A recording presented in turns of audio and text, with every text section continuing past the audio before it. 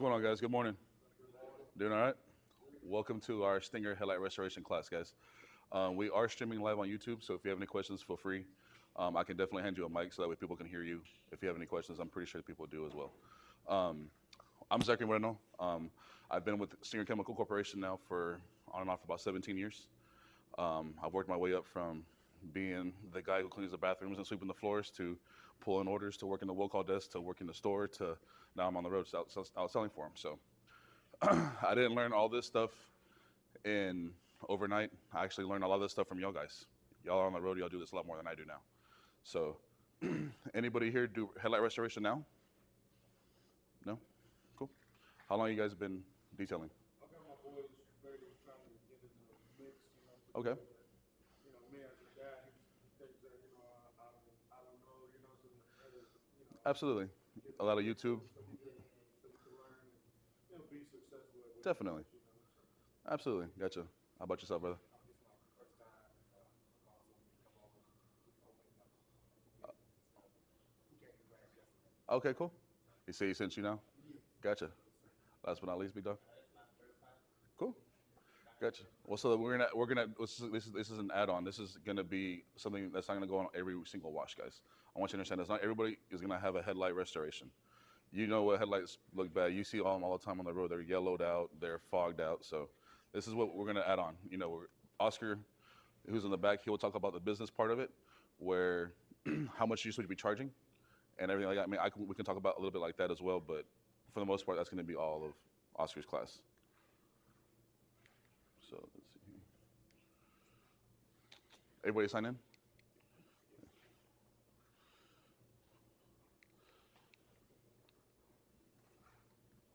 I don't know.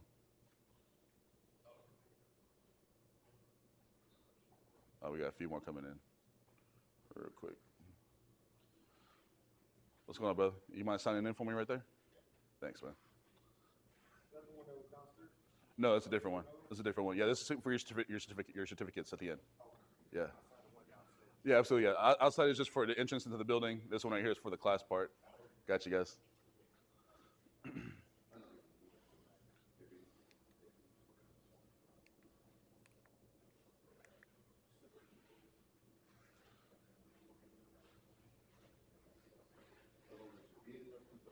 Luis.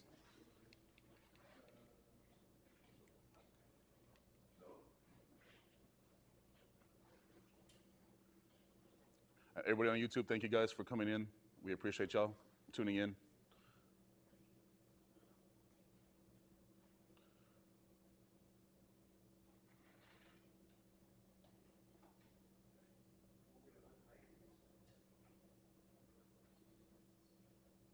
No, hide those. Yeah, no, but it won't let me click to scroll through.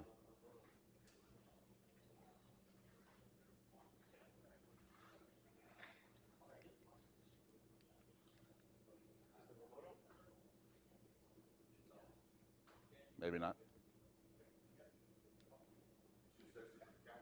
I know. There it goes.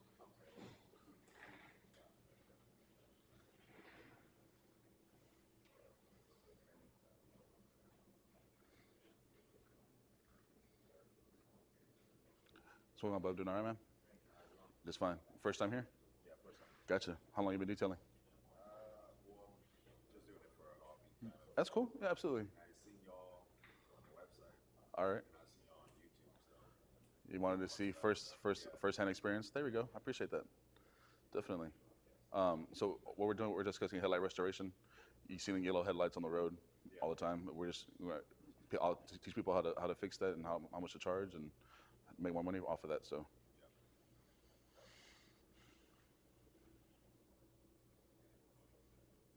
have these classes every month, right? yes, we do. They rotate differently. Like next month is going to be our paint correction class. We're going to have our Eagle sandpaper rep come in actually and talk about the sandpaper and what makes theirs different than everybody else's on the market. And the reason why we use them is for stuff like that. Our latex backing, the cut, just everything, all the science of sandpaper. And then it's going to lead into paint correction, why you need sandpaper to paint correct, how to get out scratches, and then full-on ceramic coating. So that'll be next month. And that'll be, I believe, the 7th and 8th. Or 6th, 7th, whatever that Tuesday, because my Thanksgiving miles on a Monday. So that 6th, 7th will be. Do it on the second week of. Yeah, we're doing it just because that's the one our rep is coming in. He was the only time for him to come in. And so that's the only reason why. Usually it's the 3rd week of the month. Okay. But yeah, absolutely. But alrighty, guys, thank y'all. So this is an overview of the course. This is we're going to talk about how to sell the headlight restoration, the pricing, all the supplies needed, the sanding fundamentals, how to sand, what Eagle Abrasives, the company that we're going to have coming next month, makes their sandpaper. They're based actually in Japan. Their main headquarters is Japan. If anybody knows Japanese, they take pride in perfecting everything. So that's why we use Eagle. And the 2 methods of headlight restoration, there's going to be a spray, and then there's also going to be a full-on restoration where you can make it look brand new almost. And then we go hands-on.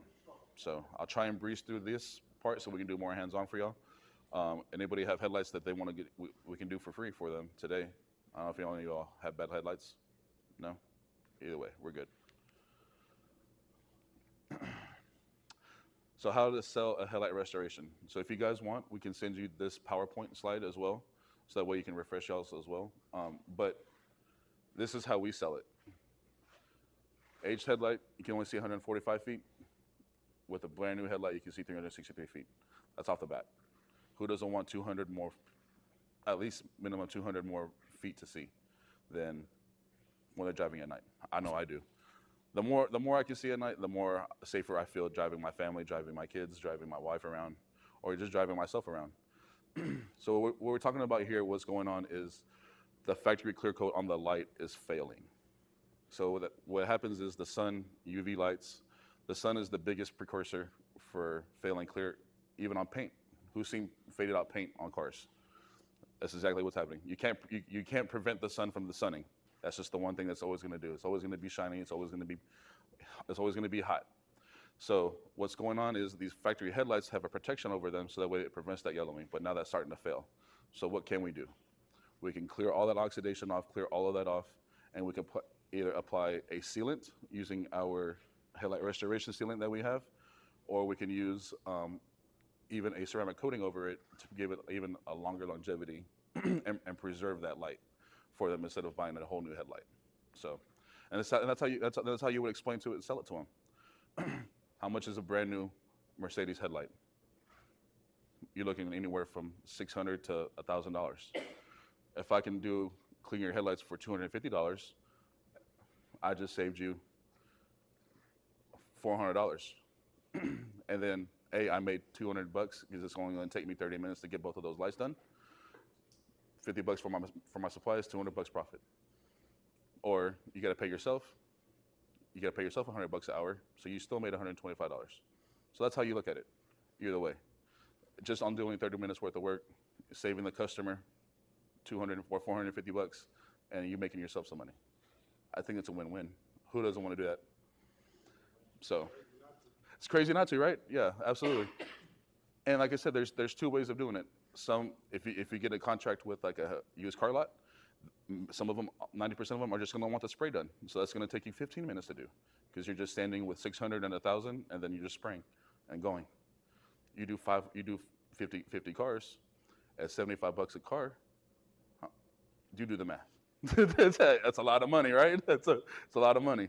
So I'm not saying you can't do this. You know, you're working for somebody. No, you can. You don't work every day for them, right? You can on an off day, you can go to the parking lots and you can do this because you're learning how to do it, no matter what. You can be like, hey, come in and out. While you're grocery shopping, I'm gonna clean your headlights for you. Charge you $60. You just made $60 in 20 minutes while they're shopping still, and you can do somebody else's, and then they just pay you when they come back out. I did that for a couple months. That's how I practiced. That's how I perfected what I was doing. I just charged people cheap, and I just practiced on them. Now, is that ideal? Probably not. Should I practice on my own headlights and done my family's first? Absolutely. But I knew the system that I learned from Stinger, the 2-step system with spray. I knew it was just going to be easy. So that's what I'm here to teach y'all. So supplies needed. You're going to need our headlight restoration And I don't know why we don't have a can up here. Oscar, the headlight restoration. I got one right here.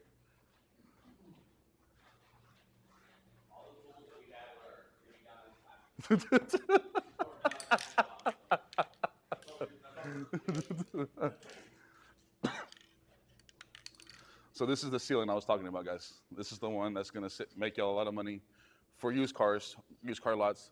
Now, if people want perfection, they gotta pay for more. You know, that's why you charge them $250 as opposed to charging them $60. $60 gets you this. $250 gets you brand new. So that's why that's the price that Gosser's gonna go over and selling and giving the expectations for the customer and letting them know what's going to happen. So you're going to need this. Sometimes you'll need quantum ceramic if you want to do the full on. Sometimes you won't. If they just want the spray, you're not going to put a ceramic coating over it. Just going to give them the spray and go, because ceramic coatings are extra money. Nothing you do is for free. You don't want to be like, oh, I'm going to hook this person up. Why? They don't know the value of what you're giving them. They're going on the value that you're telling them. If you tell them this is a $250 value, but I'm giving it to you for free, they're not going to give you an extra $250 tip. They're going to give you maybe an extra $30 tip. So there's no point in doing that extra work for a hookup if it's not going to reciprocate back to you, because it does cost money to buy that ceramic coating. It's $22.50. It's $20.50. So they give you $30 in tip. You just made $7.50 in tip. Is that really going to be? Does that make sense? You hooking them up for $7.50? I don't think so. So sandpaper, $600, $800. Sometimes you may need $320, just depending on how yellow it is. And sometimes some cars may have a sealant on them already, so you got to cut through that with something more aggressive. And the lower the number of grit and sandpaper, the more aggressive it is going to be. So when I say 320, don't feel like it's going to be a real fine, because they have all the way up to 9,000 grit sandpaper. So this 320 is going to be more for like your woodworking. You'll see it more your woodworking than you would in your detailing line at your stores. Utility knife crash wrap. Crash wrap, because whenever you do spray, you don't want that overspray to go all over the car. So how do you protect the car? You get a little plastic bag. That's how I used to do it. I'm at a grocery store. There's a ton of plastic bags all over that parking lot, all inside. Just cut out, put the plastic bag, get my little razor blade, and cut out that light, and just leave the plastic bag all around that area. It's very easy. Tape to tape it down there, all clean, and ceramic coating spray. It's just all prep spray for the lights. Just clean the light, and of course water, because you just need to rinse everything off. Any questions on supplies needed? Pricing. I'll let Oscar go over this a little bit more, but actual cost of new headlights per light is $200 to $500 on your everydayers. Now your high end, your Mercedes, your BMWs, we all know those are going to be more expensive, but you got to pay for install. Sometimes this is just the light. So, like I said, Oscar will go over a little bit more of that in his business part. How to sand. So you need to assess the surface. When I mean assess the surface, means knowing how yellow it is, feeling if you have oxidation. If you have a coating, sometimes you can feel a sealant on there. Just seeing what you have to do. So if you feel any of those sealants or you feel a lot of oxidation, you're probably going to have to use a 300 or 320 or a 600 grit sandpaper just to get off that original layer. Also recommending washing the vehicle if you can. If you're at a grocery store, of course you can't wash the vehicle. Now, if you're doing a detail at someone's house or you're doing your own, wash your vehicle. You always want to clay bar the light. The clay bar, who's ever used a clay bar? Anybody else? No big deal. If anybody knows what clay bar does, it removes the light oxidation and fine metal particles that are on the paint or on the light or on glass, whatever attaches to the paint, whatever protection you have on your glass, it all sticks into there, and that removes that. So we highly recommend, because it will also remove some of that oxidation. It will make that yellow lighter on that light. Some people believe you can use toothpaste and all these other things you see on. I've never seen that work. I now work for a manufacturing company. I'm just being real. Let's cut all that YouTube stuff with using off. I've seen people try to use off and get WD-40. Yeah, all that stuff does not work, man. I'm not gonna lie to you. You're just gonna make a mess. It's gonna make a mess, and it's gonna make it worse. So sanding is gonna be, and clay barring is gonna be your easiest way to get everything off. So headlights. Who knows the size of headlights? Would you put a 6-inch hand polisher on there, or would you use a 3-inch polisher to get the lights? And I can show you the difference. Sorry, Luis.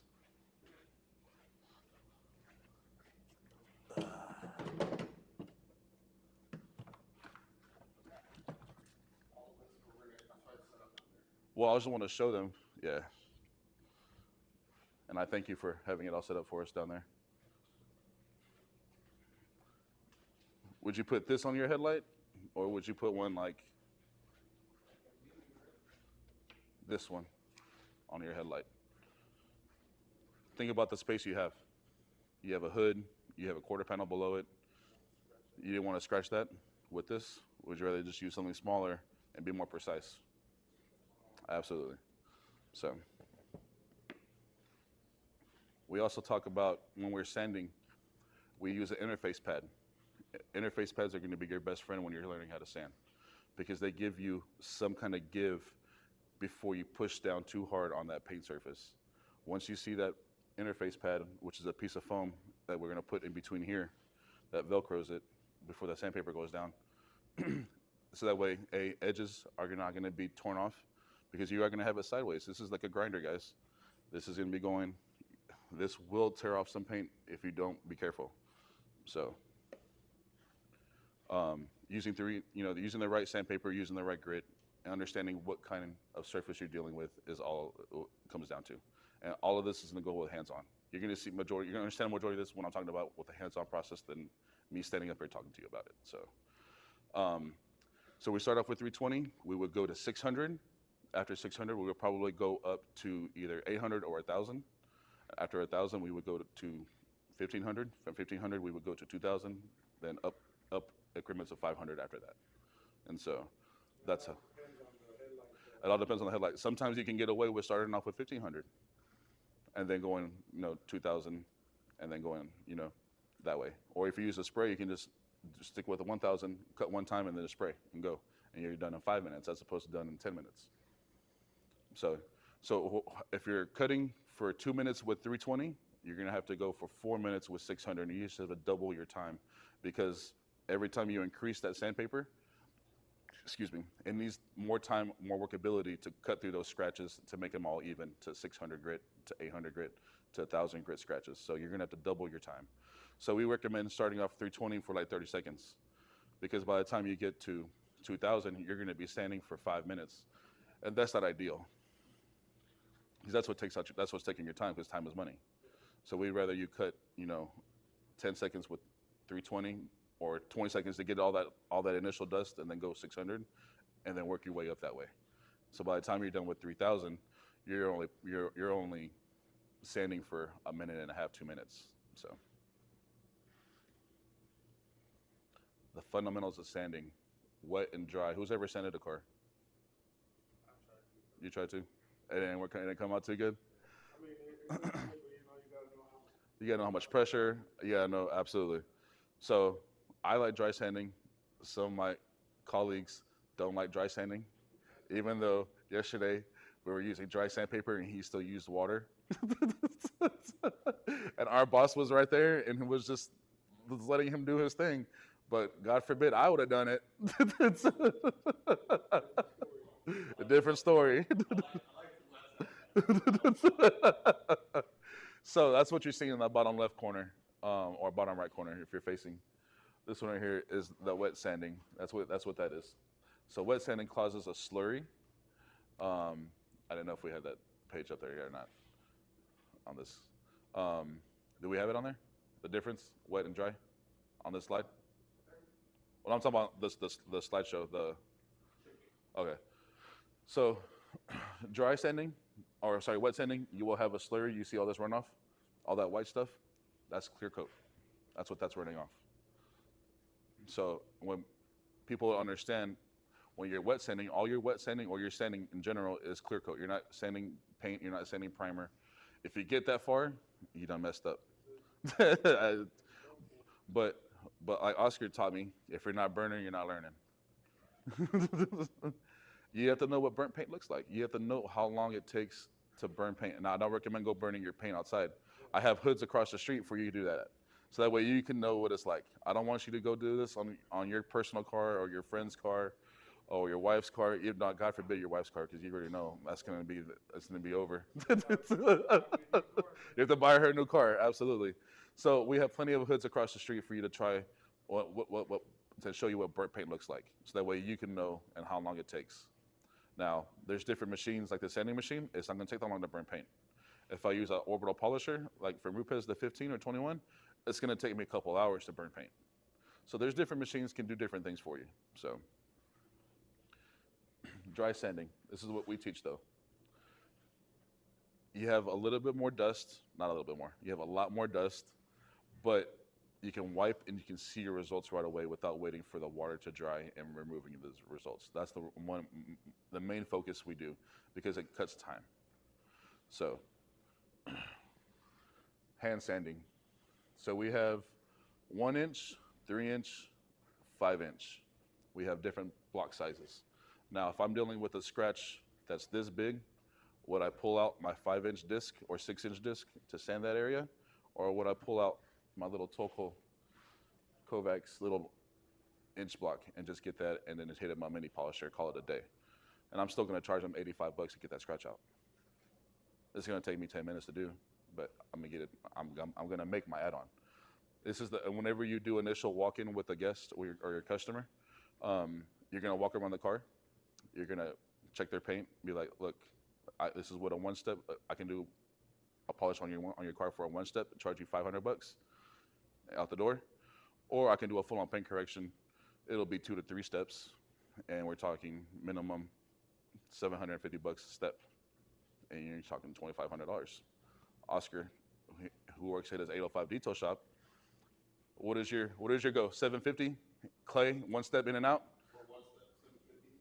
Yeah. $1,500 for a 2-step. Yeah. But what would you rather do all day? 1 step. Yeah. People like that big number doing a ceramic coating, charging $2,500, $3,000. How much work is that, Oscar? A day's worth of work. If I do a 1-step, Oscar's in and out at the gym by 2. May $750. That's my money. I'd rather do that than $33,000 than all that work, sanding, painting. If it's a black car, God forbid, it's a black car, I'm charging an extra $500 to $700 off the bat just because of how much work I'm going to have to do. I'm going to have to do at least 1 more step to make sure that car is not swirled or hologrammed out. So that's why having a 1 inch, a 3 inch, and a 5 inch are all good, because you can do. Some people want to pay the $3,000. They just want you to get that scratch done. Cool, $80. Take me 10 minutes to get it out. Call it a day. Machine sanding. Now, Oscar likes hand sanding. I'm lazy. I like machine. It's all about personal preference. There's no right or wrong way. That's a good thing about detailers. It's all about the end result, not how we got there. It's all about the end result. I've been doing this for 15 years. Oscar's been doing this for the same amount of time. Bruno has been doing it for 25. I'm pretty sure Bruno's process is a lot quicker than my process, even though I've been doing it this as long, or a little bit shorter time, just because he has the experience. He's done this every time and time and time again. So don't feel like if it takes you 3 hours to do something and it takes me an hour and a half, don't feel like it's all about the end result. If your car looks just as shiny as mine, I don't care. So it's all machines are a little bit quicker. You get a little bit more precise with hand sanding. So it's all about give and take. Eagle Sandpaper, who they are. So I talked about them a little bit earlier. They're based out of Japan. The USA name is Eagle Abrasives by Kovacs, but their main corporation is Kovacs out of Japan. They have a latex backing. That's what makes them different than 3M. So that latex backing means that paper can stretch, and it goes inside orange peel a little bit better, like this. So this is what orange peel is. If who's ever seen orange peel on a vehicle, or who knows what orange peel is? If you ever looked at a paint and you looked at it from the side and it looks like an orange on top that has little craves and crevices, anybody? No? No big deal. If you haven't, it's not a big deal. As detailers, you'll start to train your eye to see it. and you want to keep that orange peel in people's cars because you don't want to make it flat. Because if you make it flat, then the whole car is going to be super shiny, and that's going to make you have to sand everything down. That's a lot more time. Then we're talking about $6,000 to make your car flat like that and make it nice and shiny. But that's going to take you at least 2 days to do, and a lot of sandpaper and a lot of sandpaper. So with them, they are anywhere from 25 to 35% less inexpensive than 3M. They make an extremely uniform cutting pattern, as you can see, where the peaks are all relatively the same up and down, whereas these are, some of them are high, some of them are low, some of them are high. That inconsistency in cutting in the sand paper and when you're sanding makes it a lot harder for you to buff out those scratches. So in order for you to be more uniform, we recommend using Eagle because their uniform sanding cutting is a lot easier. But they're a total dry sanding company. They don't make any wet sanding paper. It's all dry sanding. Any questions? Am I going too fast? Do you not understand anything? Feel free to ask me questions, guys, because that's what I'm here for. First method, we're going to go over hand sanding 600 and 1000 with the headlight restoration. And then the second method is all the way out 600 all the way to 3000, and then finishing off with a ceramic coating. So those are the two methods we're going to be talking about. So this is the step-by-step process of how we would do it. Clean the headlights with all-purpose cleaner or solvent to remove contamination such as bugs, tar, old sealants, old protection that you had on there. Using a crash film, like if you don't have crash film, no big deal. You can use any kind of plastic. You can cut out trash bags, you know, that's perfectly fine. Just make sure you have something plastic can go around, so make sure that all the overspray that you're spraying doesn't go onto the paint. And then sand the headlight with an aggressive sandpaper until all yellowing and discoloration is gone. I feel like we should do this hands-on more so than. Okay, cool. I'd rather show you than I can give you. I mean, I can say we can print this out for you and send it to you, so that way you have the step by step if you really want as well. So. It's on your YouTube page too, or? Yes, sir. The second way we're doing, you know, goes through all the same exact things. We're just going to start off with 600. We're going to finish off with 3000, and then we're going to finish with a ceramic coating, which is our quantum line. Who's ever used our products before, though? Anybody else? You haven't used our products before? No? Yeah? Cool. So our quantum is our hardened ceramic. That's our hardened ceramic. There's G Technique on the market. There's Ceramic Pro, CCI. There's Nysol. There's a million of ceramic coatings, but ours happens to be quantum. And we're coming out with a quantum line. We already have our fabric sealant, and we also have our leather sealant already. So we're coming out with a different line of chemicals just for our quantum line as well. So these are all add-ons you can do. You can add a leather protection program to people's cars. Charge them $200, and you come in and I'll maintain it every 3 months. You charge them an extra fee for your maintenance wash, but you're reapplying the protection and they still have all that protection. So that's how you sell a ceramic coating as well. Like I said, Oscar will go over that. I really don't want to touch too much into that. Any questions? No? I got you, big dog. You know. Before it was like one time, one thing, and later, and now it's like, you know, a lot of stuff is coming out easier, you know, for the detail, man. No, definitely, absolutely. So, I mean, like we have a ceramic shampoo. It's that one right there. We have a ceramic spray sealant. These are all maintenance washes for you to do whenever you have ceramic coatings. So you're gonna charge them, cool, $2,000 to do the ceramic coating on their car. Now, come back in 3 months, let me boost it. Every 3 months, let me boost it again. Make sure your ceramic's still working, make sure your ceramic hasn't failed. And then you charge them an extra $200 for that wash because you're using a ceramic shampoo and a sealant on there, as opposed to just the regular wash and wax, you know, and their normal spray wax that they get at the end of the day. So you still get their normal washes throughout the week, but every 3 months, you're gonna get them with that booster. That's where that's to keep them coming back to you as well. Because once you touch that person's car with a ceramic coating, 99% of the time they're going to come back to you to wash their car because you put that protection program onto them. So, but yeah, you had a question? No? If you do have to use the restroom, guys, it's out right out this door, and straight out the next one to your right hand side. Talk to me. So What's up? this one, Yeah. you ceramic with the wash and all that, what would a ideal price be for something like that? So if I'm doing a ceramic wash, say for just anybody off the street, they want a ceramic wash just exterior only, or inside and out? Just out. Just the outside. I'm charging $85, $90. That's no tire dressing though either. That's just the wash. That's just the wash, and your windows are going to be clean. Versus what, $35 to $40? Your $55, $65, yeah, wash.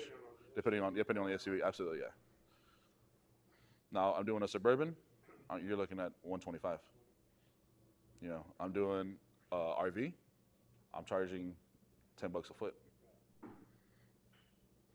27-foot RV, that's $270. But how much more paint coverage am I doing than a Prius or a Toyota Camry or Corolla? That's why I'm charging $10 a foot. Some people charge $50 a foot if they're doing a paint correction. Oscar, how much would you charge an RV per foot? $100 a foot?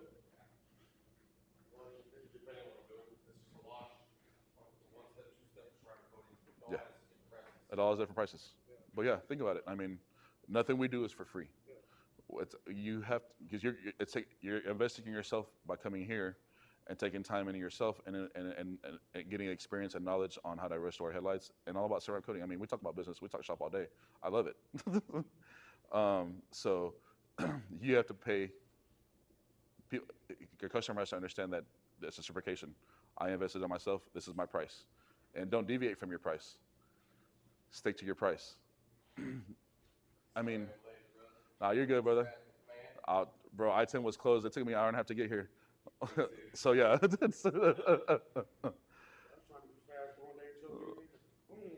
Just stop, right? All of a sudden, just stop. Just fine, brother. About yourself. If you want, can you sign in for me, though? We're about to go over the business part. I think you've been here for the headlight class, haven't you, before? No? Okay. We haven't missed hands-on yet. We just talked about processes and stuff, but we can talk about that outside as well. But, yeah, I'm going to bring Oscar on. He'll talk about pricing and all about how to sell your headlight and everything like that. Just gonna switch mics on. Yeah. All right, guys. My name is Oscar Hernandez. I own a 805 detail shop in Ventura, California. So I do detail. I do this for a living. I've been doing it for a while. Professionally, about 6.5 years in a shop. Prior to that, I just used to be an enthusiast, detailing my own cars. Classic cars is where I started in 2009. Kind of going to car shows and doing that thing. As far as me, Stinger sales rep here, traveling along with Zach. We all have our distributor storefronts. I'm mainly out of California, opening up and putting our products in the storefront. So what we're going to talk about today, quick, is just about, what's up, boss? Nice seeing you. It's about the pricing and how to do the business side of it. If you guys are on Instagram, I highly recommend to look up this guy, Miami Restore. It's Miami Restore, or Miami Headlight Restoration is what it is. His name's Rezo Gazzo. He simply did a whole business on side of detailing, started a whole Instagram page, got a whole new business license on headlight restoration. He makes more money doing headlight restorations than he does detailing. And he carries something like this. This is all he needs for his headlight restoration. Battery operated polishers, sandpaper, compound, polish, or the spray ceramic coating. He's charging anywhere between $175 to $250, sometimes $275 on headlights. Just do the math. You do 5 sets of headlights a day, times $225. What are we getting? What's that? Right? So you're looking between 800 to 1,000 a day. You work 5 days a week, take Saturdays and Sundays off. You can make a business strictly by doing headlights, gentlemen. It's being done right now in communities. And I can tell you right now, Renzo's been doing this for a little bit over a year on how he's doing it and how he's selling it. He's separated himself with competing with detailers and now is doing nothing but headlights. And now I start seeing more detailers pop up that are just doing this. I have that on as an add-on service. You bring me a car to do a one-step, it's gonna be $750. If I see that your lights are yellow, I would be like, hey, it's usually $225, but since the car's here, I'll knock them out for $175. I'm already making that client think like he's getting $50 off. Easy, $175. It's gonna take me less than 20 minutes to do the headlights. Because I'm gonna do the headlights first, then I'm gonna wash it, prep it, polish it, and then we're gonna talk ceramic coatings. Do you want a 1 year, a 5 year, or 1 year, a 3 year, or 5 year? See what I'm saying? The business side of detailing is how you sell it, how you deliver it. Can you effectively communicate with your clients? Are you dressed to communicate with your clients? Too many times I see detailers out there in Crocs, sweats, and now I don't know what's wrong with this generation, but in pajama pants. I don't know why we come out in pajama pants and Crocs and just a t-shirt and hoodie, but they're out there doing cars like this. You are your own sales rep. People will do business with you when they know you, they like you, and they trust you. When you can get those three things in one conversation, whether you're talking about headlights, you're talking about paint correction, ceramic coatings, or interiors, they got to know you, they got to like you, and they got to trust you. If you don't got one of those three things, they're not gonna do business with you. If you're doing one car and you're not getting callbacks, you're missing one of those three things. Either they don't know you enough to call you, they don't trust you enough to work on their car, simply don't like you. All right, but you deliver that. Everyone delivers different. Everyone communicates different. It's what you're doing to get yourself to that level to get these jobs. Yesterday we did this in Spanish and I had a guy tell me, there's no way I can charge $150, $175. I charge $50 for headlights. Well, why not? That's the other thing is finding your target market. What is the target market? Who knows their target market right now? Do we know what that means? As in, like, What your client is. What is your clientele? Your age range, and your gender. I can tell you right now, at 805 Detail Shop, when I was on there full time, my clients were mostly females, 35 and above. That's what I was detailing more. I don't know why I attracted that, but it was something, and if I did have males was 45 and above. Why? Because 35-year-old males are still too manly to come in my shop and like, do my car for me. You got to do your research. Where you're marketing yourself. I was talking to Luis yesterday about a detailer. I said, hey, these guys still going to car meets. And what did I tell you about the car meets? He's got detailers going to car meets, but he's going to these young kids' car meets. They got nice cars. You know, they slap a couple stickers on them. They got Corvettes, they got these Mustangs, these Shelbys, but they're still living with mom and dad. Their whole paycheck is going to that car payment, that insurance. I know them because I got them in my hometown. They got a guy paying $1,200 for a C8 Corvette, not including his insurance. His first paycheck that he goes to his car payment. The second one goes to insurance. He wants a ceramic coating. He can't afford a ceramic coating. You see what I'm saying? It's a nice car to work on. So again, finding your target market for headlights. Like Zach said, I would post up at a 7-Eleven. You guys have 7-Elevens in Houston? I would just go to a gas station, park there for 20 minutes, and just absorb how many cars have faded headlights. I'm not saying go out there and solicitate, but it's a hustle. You got to get the clients, right? And then you're looking at who has these headlights. I'd pull out a card. I'd walk up to you, be like, hey, how you doing, sir? My name's Oscar. I own 805 Detail Shop. I noticed your headlights are kind of yellow. Here's my card. If you ever want to get that fixed, go ahead and give me a call. I'm not haggling them on prices. I'm not doing any of that. Renzo did it right. He put a headlight of a before and after. I think it's just split in half. He got one headlight from a junkyard. He did half of it, and he put that on his business card. So now it's like, well, damn, my lights do like that. I want them to look like you, right? You've already planted that seed. Once you plant that seed, he's going to have that card. Now, whether he calls you or not, that's just a part of being business, right? But don't let the prices come down, because when you start talking prices and be like $225, they're like, whoa, relax, Turbo, why is it so expensive? Well, let's look at what your headlights cost for a 2019 Chevy Silverado. They're about $650. You're either going to buy them new, or I'm going to give them to you back like new conditions with the ceramic coating. It's how you deliver it. And you're not only delivering on what you're doing, you're delivering on that service, that customer service, and that long-term protection. I want you guys to remember that, long-term protection. That's how you're gonna sell this. Even when you're talking coatings, long-term protection.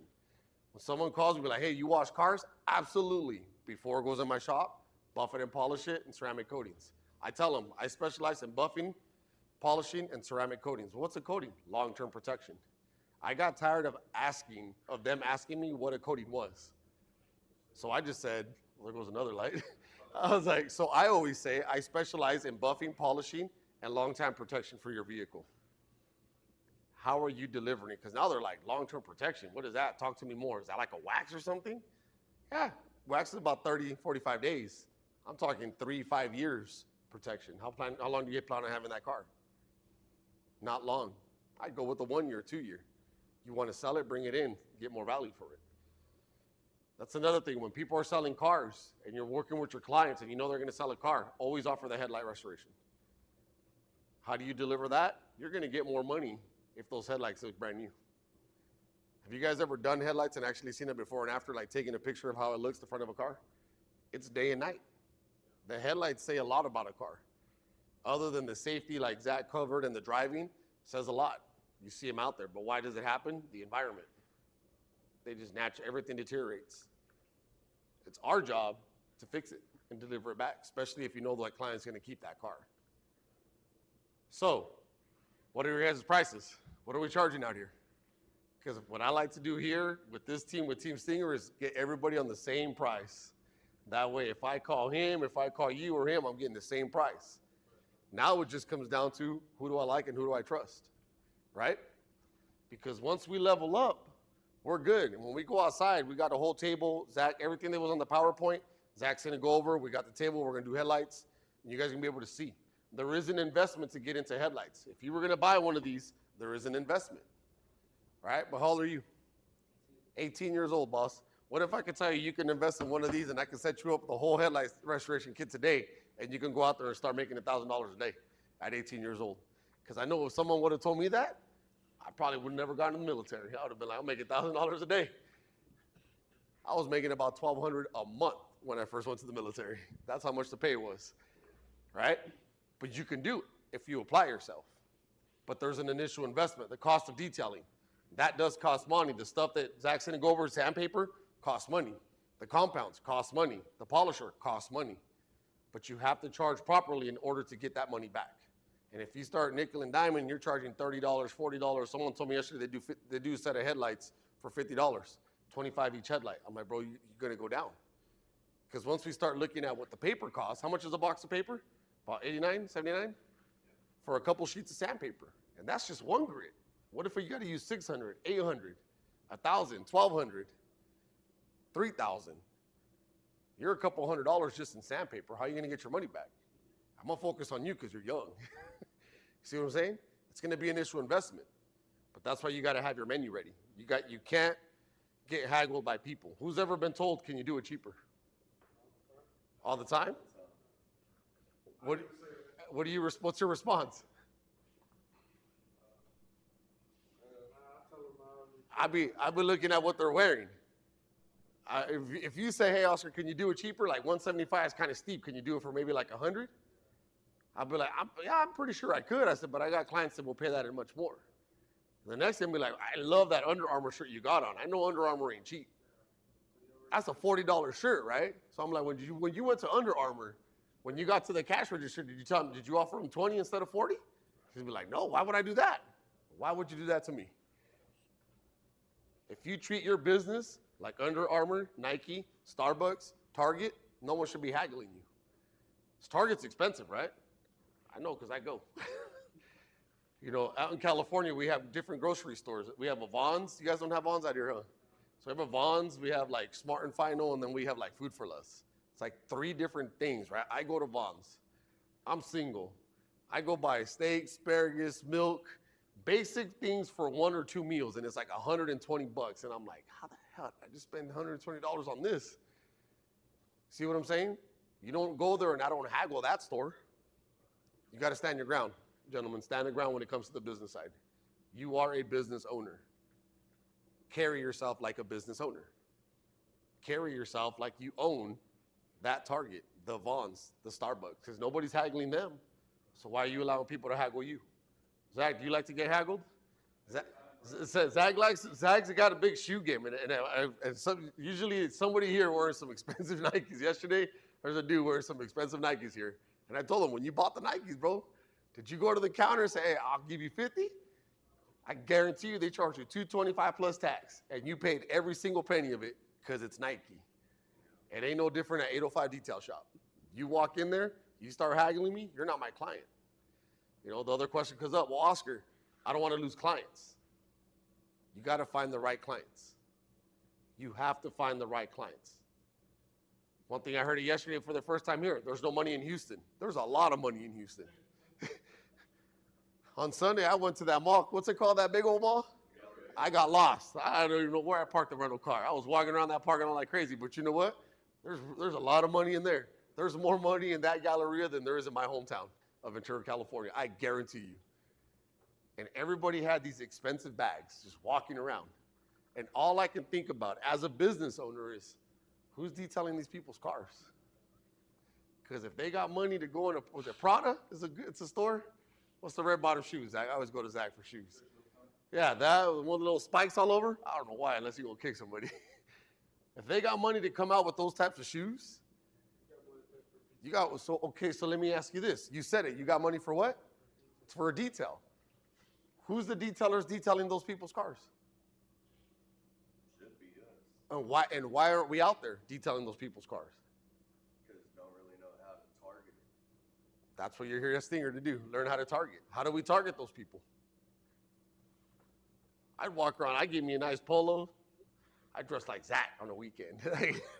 Get yourself dressed up, go to Galleria with the business shirt, start conversations, sit in the food court, network. Yesterday I passed BNI. Look up your BNI here in Houston. All right, BNIs are known, they're notorious. It's a referral program. You go out there, yes, you pay into it. I know some cities are more expensive. Miami is like $1,000 a year to pay into this referral program. Where I'm from, it was like $650.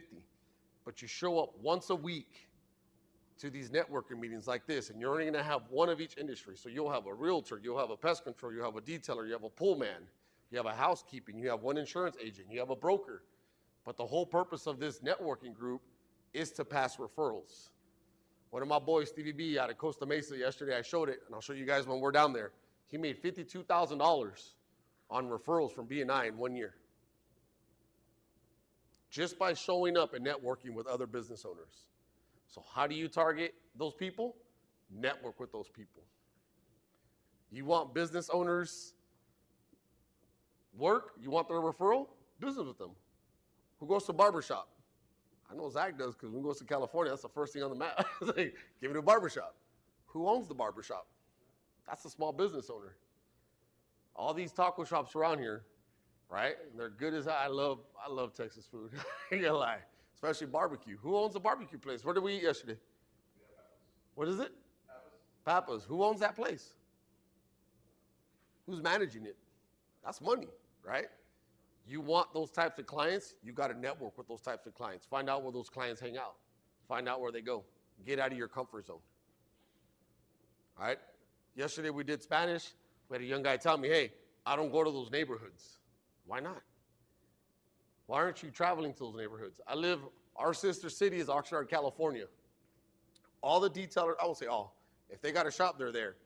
I would say about 90% of the detailers from Oxnard, California are driving to Santa Barbara, which is 45 minutes to the right, or they're going into Granada Hills, Beverly Hills. They're going into Thousand Oaks. They're going into all these cities to do all these people's details. Why? Because there's no local detailers in those cities. Nothing against them, but that's money. Ain't nobody out there trying to be a local detailer. But then you go around there and you have all the gardeners, the pool people. You got people hustling food, little food trucks driving around, feeding the gardeners and pool people and the detailers. They're making breakfast burritos and hustling in these neighborhoods, passing out sodas, Gatorades. They're coming up. Who wouldn't like to be on the side, especially here in the summer? And I just pull up with Zach, and we got a food truck. Be like, hey, what's up, boss? You hungry? What you got? We got burgers, we got burritos, we got sodas, we got Gatorades. And he's slinging all this, so they're just out there making money in these neighborhoods. Get yourselves out of the neighborhoods where you're at and go network in Galleria. NASA's here, right? Who's doing all their cars? I guarantee you, when people tell me there's no money in Houston, all I'm going to say is NASA's here. There's a lot of money to be made here in Houston. So who's doing the cars? I don't want to throw my boss under the bus, but We got Warren that owns Stinger Chemical, right? We got Fritz and Stewart. Who's detailing their cars? I say it every month, gentlemen. I don't know why I don't say what Zach is. He's like, stop taking my business. I don't see why I don't pull up to a place like this. Walk in, and offer your service. Yeah, it's 250. If you find yourself a factory like this that has 20 plus cars outside, and you walk in and just offer headlights, just walk around the park. Hey, you know what? Introduce yourself. Be nice. Don't be a haggler. Don't be shady. Dress nice. All right? We get to wear this comfortable stuff because we're here. We're going to be outside. It gets hot. But how we used to dress a few months ago, you guys saw like how my boss Dan is dressed right now. Where they got the slacks, the dress shoes, casual, business casual. Nice polo shirt tucked in, nice belt. Zach always had the better shoes. I didn't invest in those types of shoes. You know what I'm saying? But dress nice. Walk into a place like Stinger Chemicals, introduce yourself, and just drop off a business card. Because you never know who's going to bite on one bill. Once you get one and you do Luis's car, I'm like, damn, bro, your car's nice. Who did it? Oh, I got so-and-so coming here. Next thing you got 3, 4 cars. Next thing you know, you're here all day on Monday just doing cars on the back end. Builds up. You build a business, right? Network. Join your local chamber of commerce. That's what we did over the past weekend because we live in Tomball, and so they had like a tidy up Tomball, you know, type of thing. So my wife signed us up. Her and I and our 2 daughters, we went to it. You know, we were able to, you know, talk to everybody who's in the town. You know what I mean? Like small store owners, you know, farmers market people. Those are all business owners. And you know what? Once you start taking care of them, they start taking care of you. One thing I used to do is when I would go to my chamber meetings, I would always collect cards. And I would be like, hey, boss, you got an extra 6, 7 cards? I had a car holder in my shop. And I said, hey, I got people. I don't have a lot of people coming through my shop, but if they ever need your services, I might have a referral for you.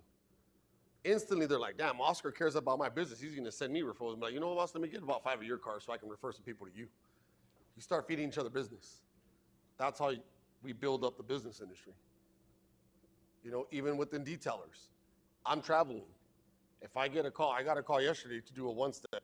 I literally heard Dan, I don't know if you heard it, I played the voicemail at the store. Like, hey, what are you going to do? I was like, I'll call him back. But I'm not in town this weekend. He can come see me on Friday evening, drop off the car. I'll do it Saturday, Sunday. That's when I detail now. It's only on the weekends. I'll still do that car. I'm still going to make $750 minimum if he wants my service. But if he says, nah, you know what? I'm looking more at the $200 range. Hey, bro, I got a detailer for you too. I'll just refer him to another mobile guy that I know that's his price range. Because when I give that detailer business and he comes across a job that he can't do, like a coating, he's going to give it to me. I'm giving him $750. He's giving me $2,500. See what I'm saying? Don't drop your prices because you want the work. Because once you drop your price once for that person, you're not only dropping it for that person, you're dropping it around for that whole network that he's got around. Hey, he's going to tell you $175 for your headlights, but if you haggle him a little bit and tell him $100, he'll do it for $100. You're setting yourself up for failure when you start dropping your prices. Make your menu, make it go.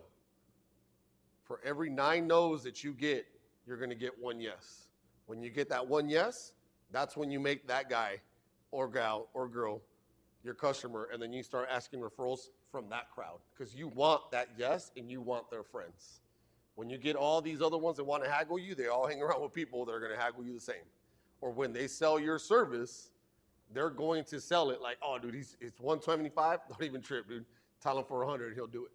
Or tell him you're going to go with somewhere else, and then he'll call you back and be like, all right, I'll do it for $100. But what are you doing to yourself? You're bringing your value down. What are you doing to the detailers to the right and to the left? You're bringing the market down. You're going to be known as the cheap guy. Set your price. Zach's going to do a very good job on those demos out there, and you're going to see everything. And you don't have to buy everything on that table. You can start small. Start off with 1,000 sandgate paper with 1 box. I guarantee you with 1 box, you can do about 5 headlights, 5 sets. And if you're charging correctly, it's about $800 to $1,000, right? And now you got money to buy all the sandpaper, the polisher. You do that in 1 week. By the end of the week, you should be able to come back that following Monday and invest in everything you need and just start taking off with your business. Now you can go business cards. You can go get yourself a nice shirt. You can start building your way up, specifically doing headlights. January we did, or February, January, right? Dr. Color Chip? February we did Dr. Color Chip, paint chip repair. He had his grandson here, or nephew here. That kid took anything from detailing, started doing hoods for $79.99. And all his target market is used car dealerships. He walks around a used car dealership, he just starts squawking around, starts scoping out how many cars, and he'll walk in, give a card, and be like, hey, I saw about 7 cars out there, they have rock chip repair. What brings down the value of the car. This is my name, my number, here's my card. If you ever want me to work on these, you can raise the price on them because they're no longer gonna have rock chips on them. And dealerships bring them up on it. $79.99. I didn't say per chip, per hood. Because whether it's 1 chip or 10 chips, it takes them, what, 20 minutes? About 20 minutes to do 1 hood. $79 in 20 minutes. He goes to a dealership, he gets 10 cars, he's done in half a day. Take yourself out of the mindset you're in right now and start thinking business. Start networking with business owners. Everything you go out there should be about business. When you start seeing these cars that are wrapped, right? Like I saw a truck today for Stinger. It had Stinger logos on it. I take pictures of these cars when I'm driving around my hometown. I don't care if it's HVAC, if it's anything that's got a business and it's wrapped, he's probably got 1, 3, 5, or even 10 in the fleet. Who's taking care of the fleet? If your car was wrapped or your van is wrapped for detailing, would you not want it cleaned? You're representing your business, right? If they got bad headlights, start with the headlights. Boss, I see your headlights are pretty down. Let me bring them back up for you. Start thinking business. Network with business people. That's where you're going to find your target market. I don't want everybody to get out of here, go to Warren's office, and be like, let me do your car, because Zach's going to get mad. That's Zach's car right there. Zach's got that on lock. But again, who's doing their cars? Ask yourself that when you're driving around. I challenge you guys, sometime this week, just go park at a gas station and see how many headlights you see. And if you got cards, go introduce yourself. Don't be afraid to talk to people. If that's not your thing, within your chambers, or look up Toastmasters. There's a lot of Toastmasters International that you show up just like this, and they will put you on the spot because they do table topics, right? You're gonna have a speaker that's gonna give a 10-minute speech, and then you're gonna have a grader, and you're gonna have an evaluator, and they all got it. So the speaker does anywhere between 10 to 15 minutes. The evaluator is gonna do a 5-minute speech on what he talked about, and then you have someone else that does another one, and then they're gonna go around and do table topics, right? So I'm gonna test you guys right now. You guys are gonna stand up. You're gonna tell me who you are, name of your business, and how long you've been detailing. If you haven't been detailing, you're just gonna tell me who you are and why you're here. We good? Hit it, boss. Stand up. Stand up. What's your name? My name is Zion. Iam? Zion? How long you been detailing? A year. A year? All right, and why are you here? Why are you here? I saw your headlights were dusty. Nice. See, that's how easy it is. Go ahead, boss. He's ready. He was like, I'm next. My name is Duye, and this is my first time I haven't detailed before. So I'm here to learn about the business and how to detail. yeah, we're going to teach him headlights. He's going to be the one here in Houston. Go ahead, boss. Hey, what's up, guys? I'm Adam. I own 365 Clean. We're based out of Tomball. I'm here because the guys, they have great knowledge, and if you follow their lead, definitely helps you out here. Go ahead, boss. My name's Cinto. I've been detailing for about maybe 8 years, off and on. I brought my boy here so we could, this is a good opportunity for him to grow and from this detailing. So, Go ahead, boss. My name is Michael, man. Came here to, expand my palette of, just washing a car, I've been doing, washing cars for about probably started for a month, so just want to expand my palette, learn different things. Good. Boss. My name is Brian. I don't detail cars, but I do it on the side. So I saw this on YouTube, and I was watching a couple videos, and I was like, I could use this and start a little side hustle. I have a friend that does clean cars, but he doesn't detail, so I think I could try to steer into Yep. getting some like headlight restoration. Good, boss. And again, it's as simple as headlights. Who's going to start it? Houston Headlight Restoration, or wherever town you're from. It doesn't have to be Houston. It can be wherever. But there is money to be made when it comes to headlight restoration. The investment is not that much, right? With everything that we're going to show you outside and what's at that store is pretty much to show you. You're either going to go with good, with something like this, or you're going to go with better with buffing, compounding, and ceramic coating. Two different options, two different target markets, right? When I went to train with another manufacturer, when I first got into this professionally, my instructor, Francisco, took us out to a 7-Eleven. And he goes, hey, I want to show you what this guy's doing out here. And he would literally just, back then, there was no battery-operated polisher, so he had to have a generator. And he would turn that thing on. But he was literally just walking around with 7-Eleven. He knew the manager, took care of his car, and he goes, yeah, dude, you can hang out here and pass out cards. He would post up in the back of the 7-Eleven and be like, hey, you know, I noticed your headlights are messed up. If you want to pull up in the back here, I can knock them out in 15, 20 minutes. And it was quick. And at the time, because he had a generator, I'm like, bro, why do you have drills? He's like, because they're battery operated and I can sand with them.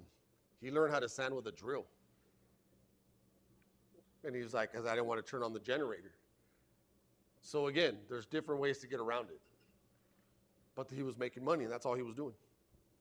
Just headlights. So for everyone who's starting, man, I mean, you can go on and just start doing headlights and make money and just offer headlights.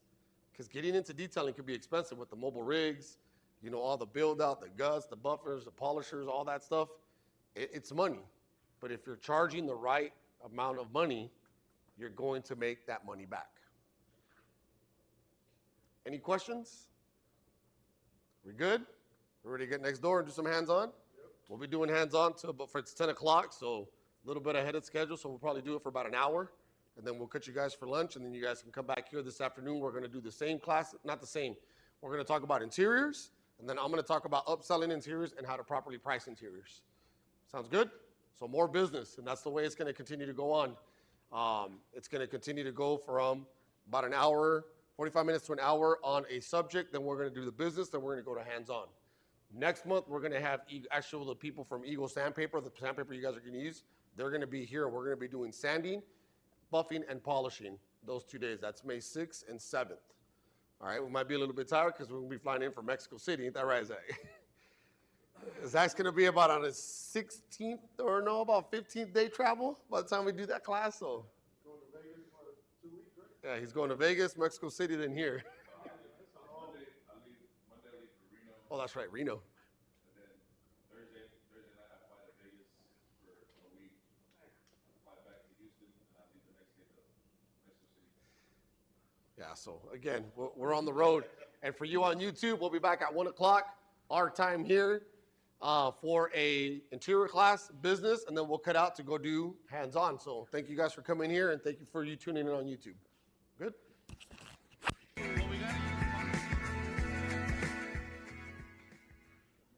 Hey guys, welcome back again to Stinger.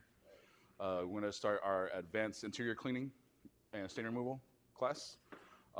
Thanks again, guys, on YouTube for tuning in and joining us. Let's get started. Everybody enjoy their lunch? Yeah? Cool. Can't beat street tacos. At all. Taco stand. Definitely can't. Heck no. Why take this course? To advance your knowledge and techniques. Mm-hmm. And For sure. understanding products and steps. But There we go. Well, why else take this course? That's a big reason, right? That's the main reason I'm here. Networking, it's a big time. Because there's going to be certain days when you're in spring and you have a job in Missouri City. What are you going to do? You have to call somebody here. Hey, can you help me out? And they reciprocate. It works hand in hand, bro. Honestly, God, there's been times where I've had a job in Katy and I was in Cyprus, and I had to send one of my friends to go to handle it for me. I say, here's what you're charging them.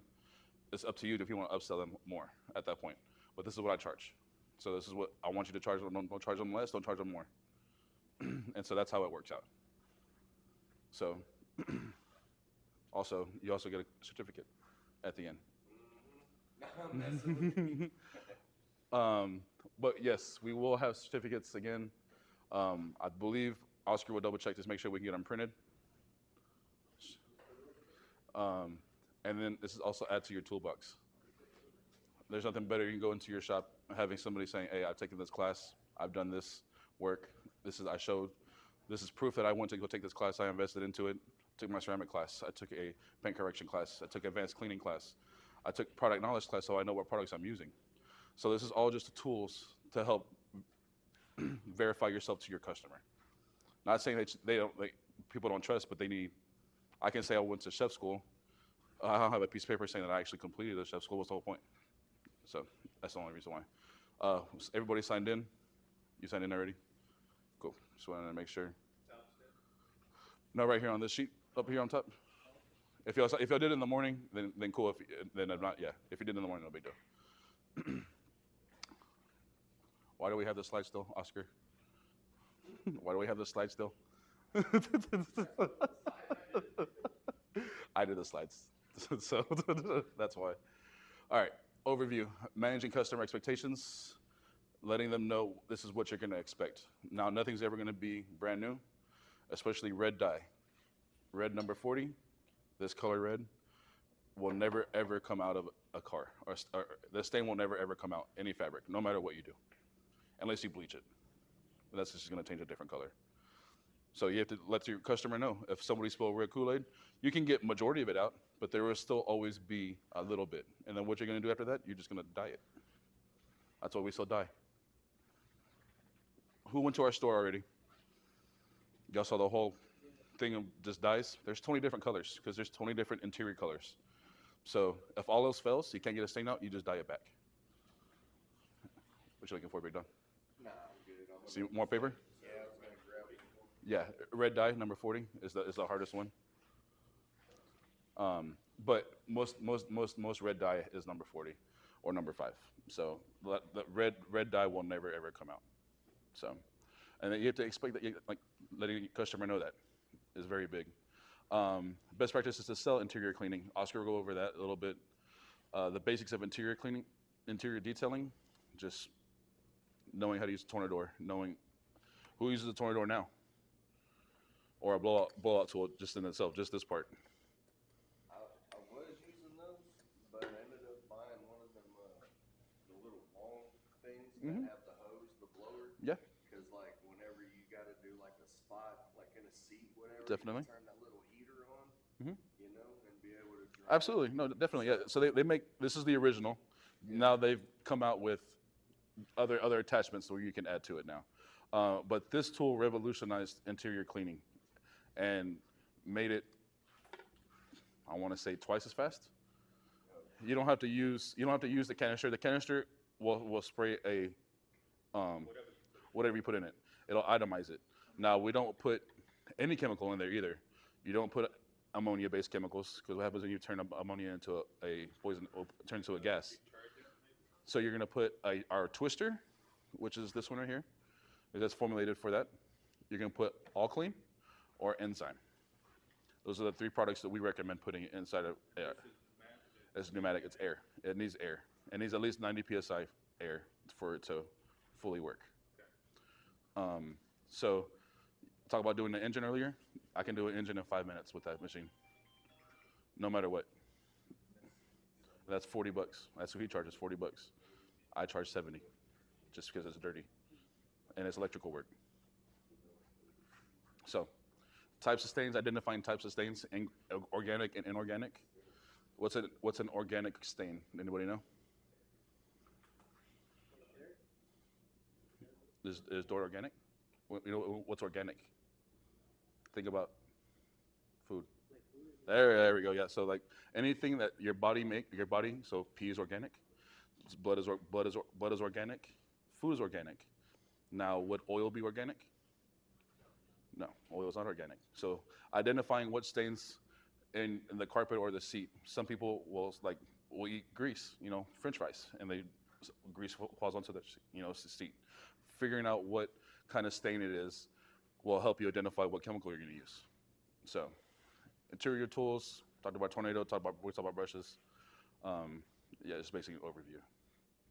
So, common materials for interiors of cars is microfiber seats and leather. 90% of the cars are microfiber seats or leather. Every now and then you'll find Alcantara. Alcantara is going to be your high end, your McLarens, your BMWs, your Lambos. That's all high end leather. So that's Alcantara. There's ultra suede in there too. Who's ever cleaned suede shoes? How hard was it? How difficult? The finish is terrible. Yeah. So identifying ultra suede and knowing how to clean it. All you got to use is alcohol, glass cleaner. You want something that's going to evaporate real quickly and not leave a residue. So alcohol evaporates quickly and doesn't leave a residue. Did you say glass cleaner? Mm-hmm. Okay. Most glass cleaners are 95% alcohol. Seat belts. How do you clean seat belts? Shampoo works. Do you have a brush like this though? That you can put the seat belt in, go up and down? Either way, yeah. I mean, you can do it that way too. But yeah, I mean, there's all these tools, are going to help make the process a lot easier. Yes, absolutely. I mean, why do mechanics have 16 7mm thread? Because whatever works on a Dodge may not work on a Ford, but won't also work on a Chevy. So that's why they have a 7mm screwdriver, but they have 17 of them for that reason. It's just all tools that they have to make their jobs easier. Understanding what rubber mats, how to clean rubber mats and not make it greasy and slick. We use rubber dressing. I think I have rubber dressing around here somewhere. Oh, at the end over there. For rubber dressing? Yeah. 924, I believe. Rubber dressing. Well, Super B has silicone. On plastic, it's fine, but on the rubber mats, whenever they slide on, it leaves a greasy, a slick feel. Yes. So that rubber dressing is a glycerin base as opposed to silicone base. Won't leave a high gloss, but it'll leave a nice matte, but it won't leave a greasy feeling. What's the number? 924? Yes, sir. So it's body shop safe. If you work in a body shop, a lot of detailers like to team up with body shops because body shops have to wash their car before they give it back to a customer, but body shops aren't going to do the work. They'll hire a detailer, come in Mondays, Wednesdays, Fridays, or Tuesdays and Thursdays, wash all their cars before they give it back to the customer. And they can't have silicone in the air because they're a body shop. So that's why you use a rubber dressing like that, so that it prevents silicone from being in the air for preventing fisheye on the paint. It's just identifying what kind of fabrics, that's all it is, identifying what kind of material you're working with.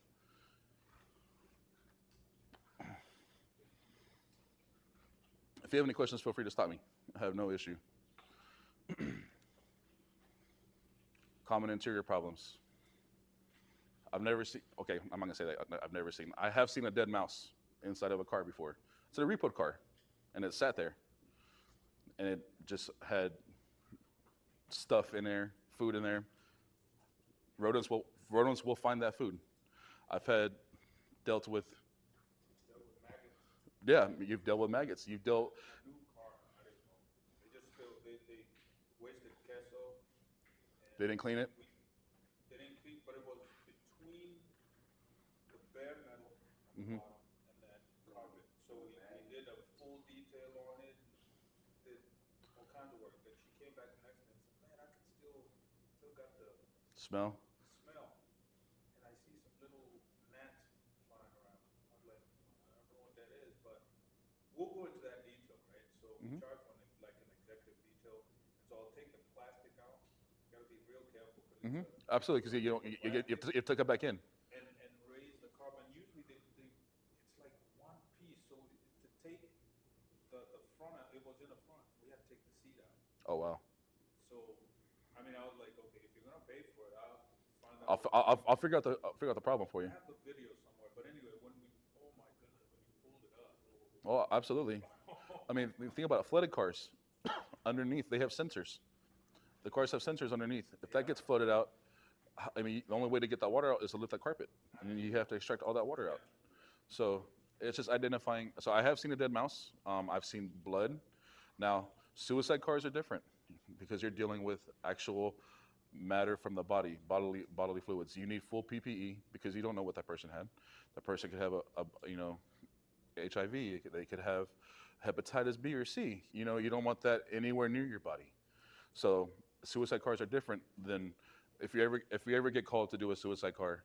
turn it down. Unless, because you have to be EPA certified, you have to be certified through this county to make sure that you can clean bodily parts. You have to go, it's a whole process. Yeah. I've done it. I mean, I don't know what a suicide car is, but we had a customer come in and said, "Oh, I just cut my finger and stuck my hand out the window," right? Yeah. Again, I got pictures right if I could ever find them, but the entire side of the car was full of blood. I believe it. The inside was, so we're like, should we call the cops? What do we do? Yeah. Because I mean, think. But we cleaned it anyway. Yeah, I mean, you I can. never thought about PPE, the fact that you're dealing with bodily fluids and everything like that. We absolutely cleaned it to where it was. Clean again, but yeah, I mean, we can definitely clean it all up, but it's just being protection for yourself. No, I Absolutely, agree yeah. with you. Yeah. Never thought about it, but Yeah. that's a good point. You know, streaky, foggy windows. Who has a problem cleaning windows? I know I did. My first 3 years of my career, I couldn't figure out why. Laundry detergent. I was just using Tide or powder, or the powder soap, thinking that would work. But what is powdered soap and Tide made for? Fabric. But what is it? What does it target? What kind of? Yeah, laundry. It targets bodily odor. It targets grass stains. Absolutely. It doesn't target silicone. What is silicone? Silicone is a water preventer. Nothing can penetrate water or silicone. Water cannot penetrate it. So what chemical am I using for tire dressing or tire interior, like you said, the quick shine, to wipe on the plastic? How am I going to clean that towel? So we manufactured a laundry detergent that we have somewhere up here that breaks down water-soluble products and breaks down solvents that we're going to be using. Because like a solvent like this doesn't let water penetrate it either. So we have to have something strong enough to break that down inside that towel to prevent the streaking from happening. So I learned that from just working with other people. There's a couple of them on the market. There's Rags to Riches, made by, is that P&S? Yeah. There's a few. There's a microfiber saver, made by another company. So there's a whole bunch of them on the market. So. So not cleaning my towels correctly. So not using the correct laundry detergent for my towel. So that's just it. Getting candy and crayon out of carpets. A lot of family soccer moms, their kids drop gummies. Their kids will drop, gum in general too. How do you get that out? We have a gum and candy removal aerosol. You freeze it and you flick it out. You're breaking it up. You freeze it real hard and you just break it and you vacuum it out. Who would have thought of that? We do, in fact, we have a promotion right now for parents' cars. So usually when you get, I'm talking about candy harden on there, we just do the old-fashioned way, take some detergent or shampoo and Just keep going at it. Well, but now I'm thinking about it. Yeah, you freeze it now, and now you can break it in pieces, and you just vacuum it all out, and then it doesn't go anywhere again. It doesn't get sticky on absolutely. Well, I'll teach you how to properly dye plastics back to what they're supposed to be outside. what's a 3-digit code for that candy removal? 6. I can't remember. I know it starts with a 6. It's not down there? I have it on top over there. It's a gray can. I'll look at it in a minute. It's an aerosol. Yes, sir. What else do I have on there? How to properly remove seats if necessary. I mean, that's 3 bolts. So let's go on. So managing customer expectations, over-promising. Everybody wants a steak dinner, but they want to pay a hamburger price, right? Everybody wants to eat steak, but nobody can afford to eat steak every day. Let's just be real. I was the king of Camrys, Altimas, Corollas. Those were my money makers. Yes, Lambos look good. Yes, Ferraris look great. But how many people have a Ferrari? More people have Corollas, Camrys, Altimas than they do Ferraris. So that was my money maker. I targeted soccer moms. My mom was a teacher, so I just went to schools and handed out my card. Hey, I got a deal 10% off soccer moms. I built up, I got tired of that. I eventually, evolved into doing not those anymore. But I had to start somewhere. I didn't just start doing Ferraris and ceramic coating cars, the next day. I had to work my way up and build my clientele up. So Right now it's nothing but Kias and Hondas. Kias and Hondas right now. No more. That's true. Well, think about it. My parents just bought a brand new Santa Fe, 2025. It has 4.5 mils of paint on there. 10 years ago, you're looking at 7 to 9 mils of paint. They're cutting out ways to save money by, think about it, if they save $35 per car, they sell 1 million cars. That's $35 million. That's $35 million that they're saving by spraying one less time of paint. So, and now all these tariffs are happening. All these parts that cars are getting imported, they have an extra $25,000 on them. So my parents' Hyundai, 10 years ago, they paid 48 grand for it. They would have paid 28 grand. So it's all about evolving. So who gives prices over the phone? I don't anymore. Not anymore, right? You learned, right? We have that starting at. Starting at. We have Is starting at this. I can't give you a full quote until you bring the car in. Who's ever done a car that had a dog in the back and the dog felt like it was just left there? Oh, dude. Right? I don't have that much dog hair. I don't have that much pet hair. You come back, you got a full fucking Shih Tzu in the back. Oh, I just took him to the vet. Yeah. I just took them real quick. Yeah, you're lying to me. You take your dog everywhere with you. Yeah. So, trick of the trade: spray a little fabric softener. It lifts up the pet hair from the carpet fibers because it's softening up that carpet fiber. It's easier to suck out. Spray what? Fabric softener. Oh, fabric soft. Yeah. Shh. I didn't learn that though. I learned that actually a couple years ago from one of the detailers. He was like, "Fabric softener, bro. You'd be surprised how well it gets that dog hair out." And It smells good too. Yeah.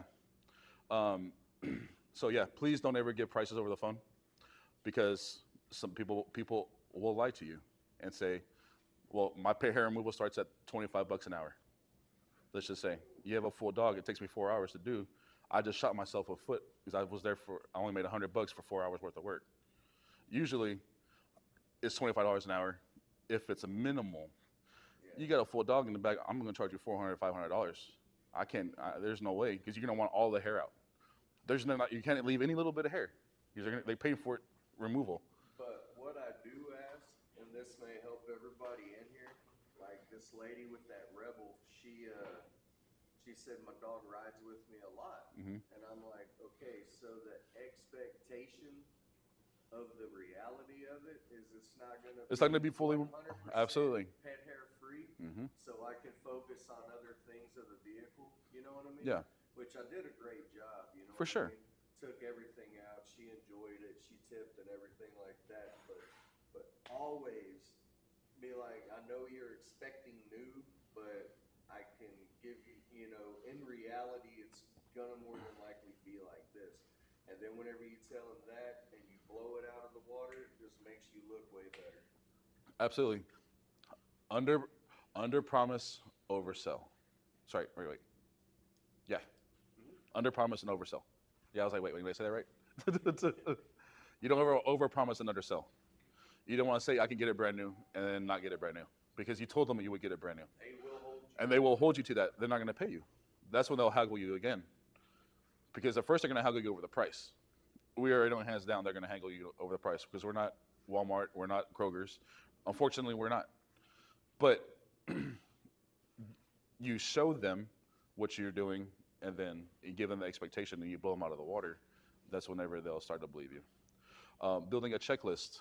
I think I have a checklist on here. This sheet right here. Take this home with you. You can take off the stinger if you want. You can put your name on there. It covers every single part of the vehicle. Front, back, side to side, inside and out. And say for instance, what was your name again, McDonald? Michael's. Mike, say for instance you hire your homeboy to help you out for the day. And you're talking to another customer and you're starting to work on this car while you're talking to another customer. He doesn't remember to do a stain that you marked on your notes. You can put this down and be like, yeah, this is all the notes for the car, what I need to get done. There's stain removal on the front seat, make sure that's out. You can start another car. You have him, he does this checklist, he checks everything off. So that way, because your initial inspection with the customer is, all right, this is what the problem is. I have a scratch on the front hood, right here on the left side. I gotta make sure that I get that out. interior driver's side door. I have to get a stain out on that door. They put their arm down. They got an oil spot from their armrest. So that's the way, whenever you have a helper or even by yourself, you put your paper down. Oh, what do I need to do with this car again? What everything, you don't forget. Because I got 100 things going on. People call my phone. My checklist to do is this. So if I don't write it down, I forget, and then I'll get my boss or I'll get Oscar calling me. Hey, how come you didn't do that shit? Oscar likes to think I'm the boss. He's actually the boss.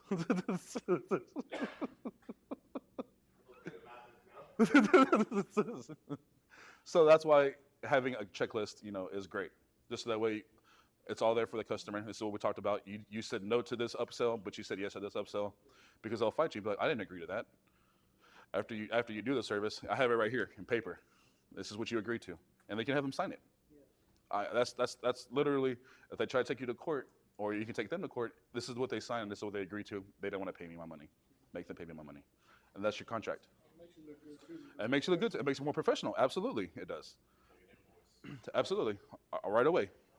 Man, can I tell y'all something and kind of reference like that?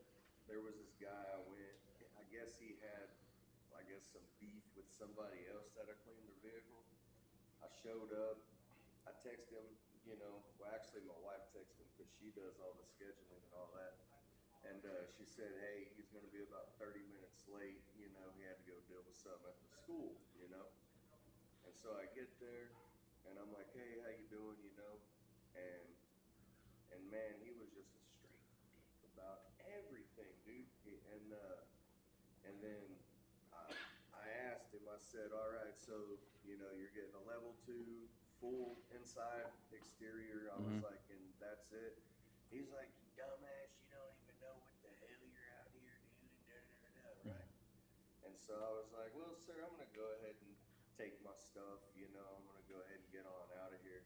And he went to go grab my vacuum. He's like, I'll help you. I said, no, sir, I got this, because I know everybody's got Ring cameras, everything like that. So I kept my cool, you know what I mean? Because I was like, either way, I'm on your property. And It can go one or two ways, yeah. I'm removing my items, you know what I mean? Yeah. So yeah, man, you gotta watch out for people like that. Oh, for sure. Yeah. I mean, people will lie to you and say, I didn't pay for. I didn't want that. You just did it on yourself. Well, no, I have it written down. We agreed to this. Yeah. So, I always did hoods. Like I did a spot for our paint corrections. I always did a spot on the hood. Oscar always does a gas cap.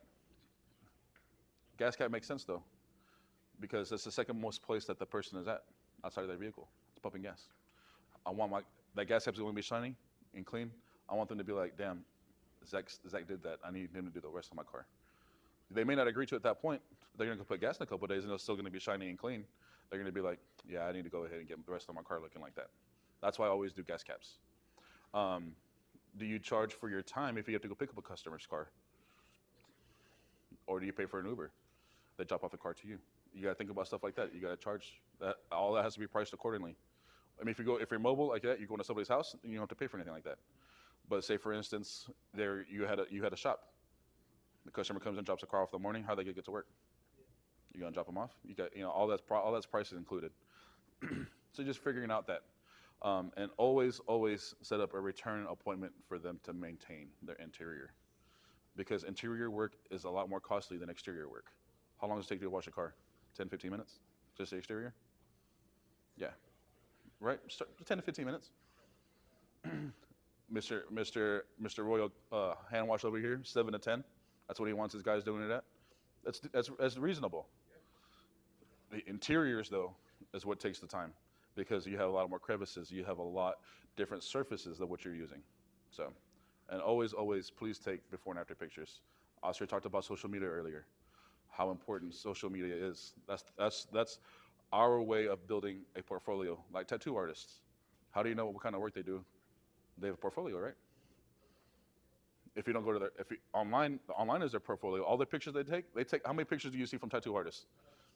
They step 1, step 2, step 3. This is guy's first session. He came back for 4 more sessions. This is every progression in each session. So that's why they do that, because it has to show their work. This is how detailers show their work. Think of us as tattoo guys.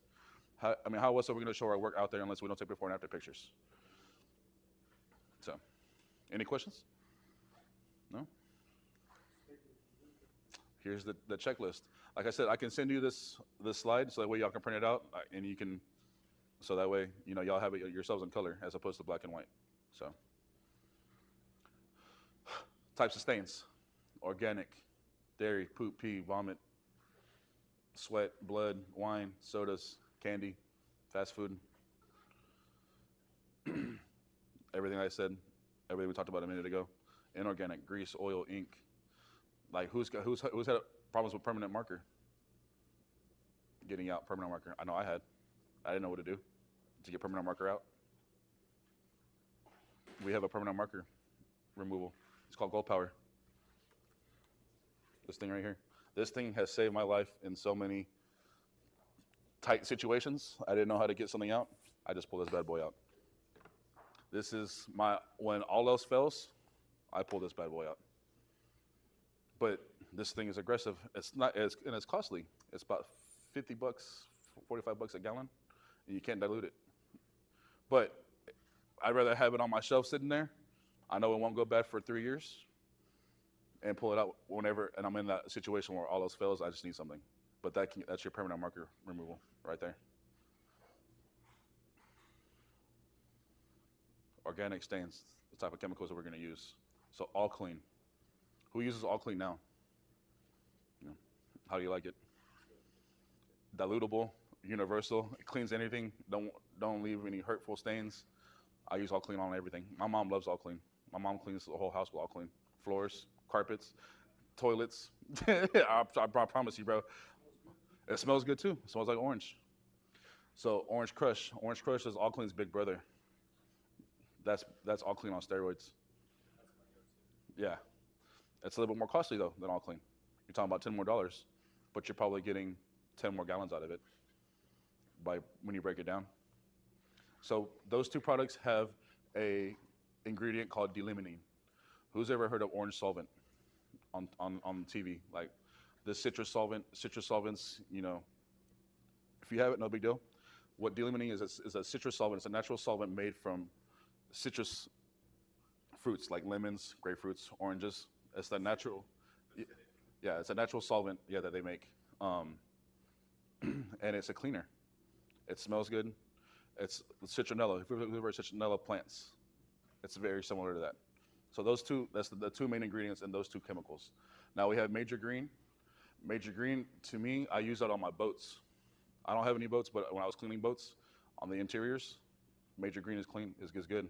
It's very biodegradable, won't stain anything, and it also cleans really well. Now, if I'm doing stains in my carpet and microfiber seats, I'm gonna use my enzyme cleaner. Who knows what enzymes do? One more time? Yes. Mm-hmm. So enzymes are a natural protein. They eat everything that's inorganic in their way.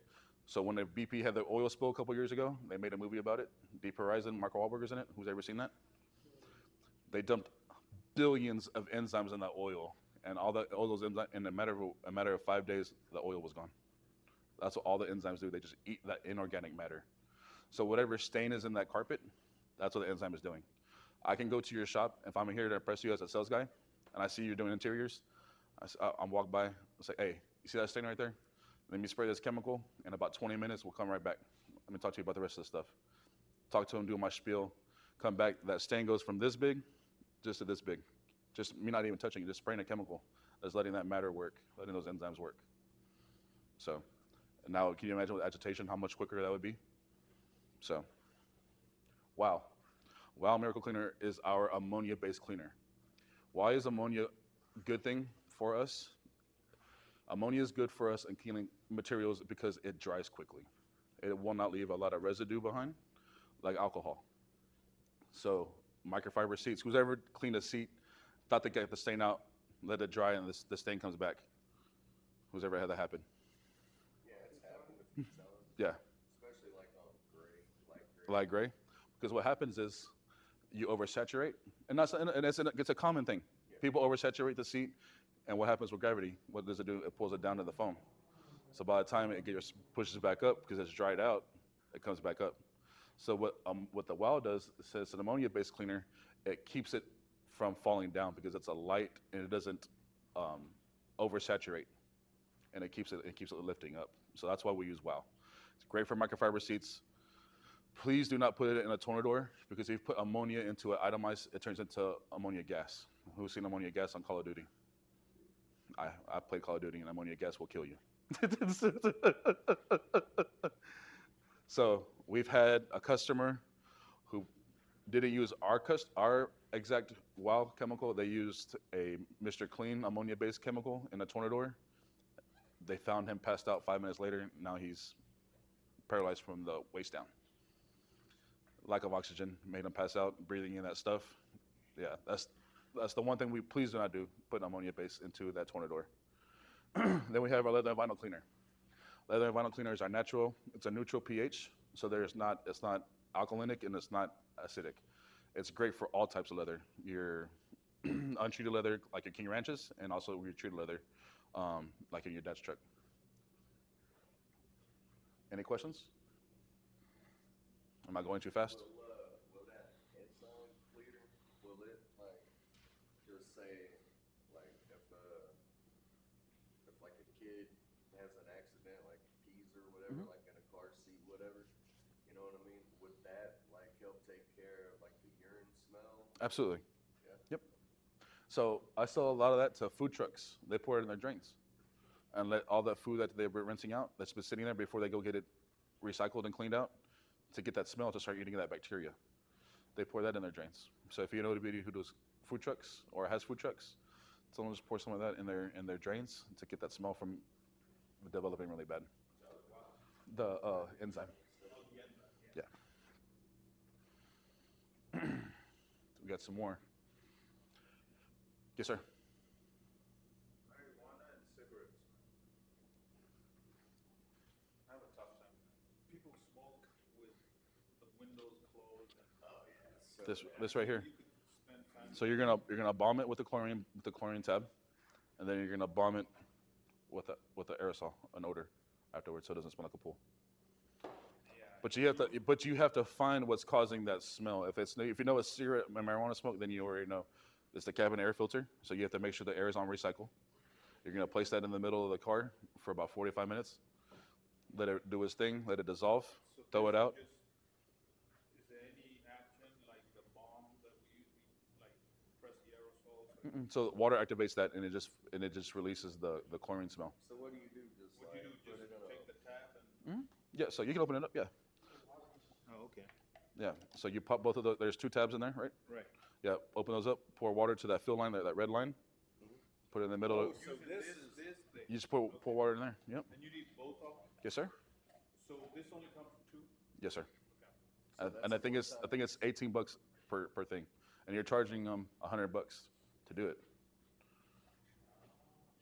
So And all you're doing is filling water and letting it let it sit there. That's it. Yeah. Ask Luis. He did it to his car. He doesn't even smoke, but he ran over a skunk. He has skunk smell. this is That thing's all kinds of smell.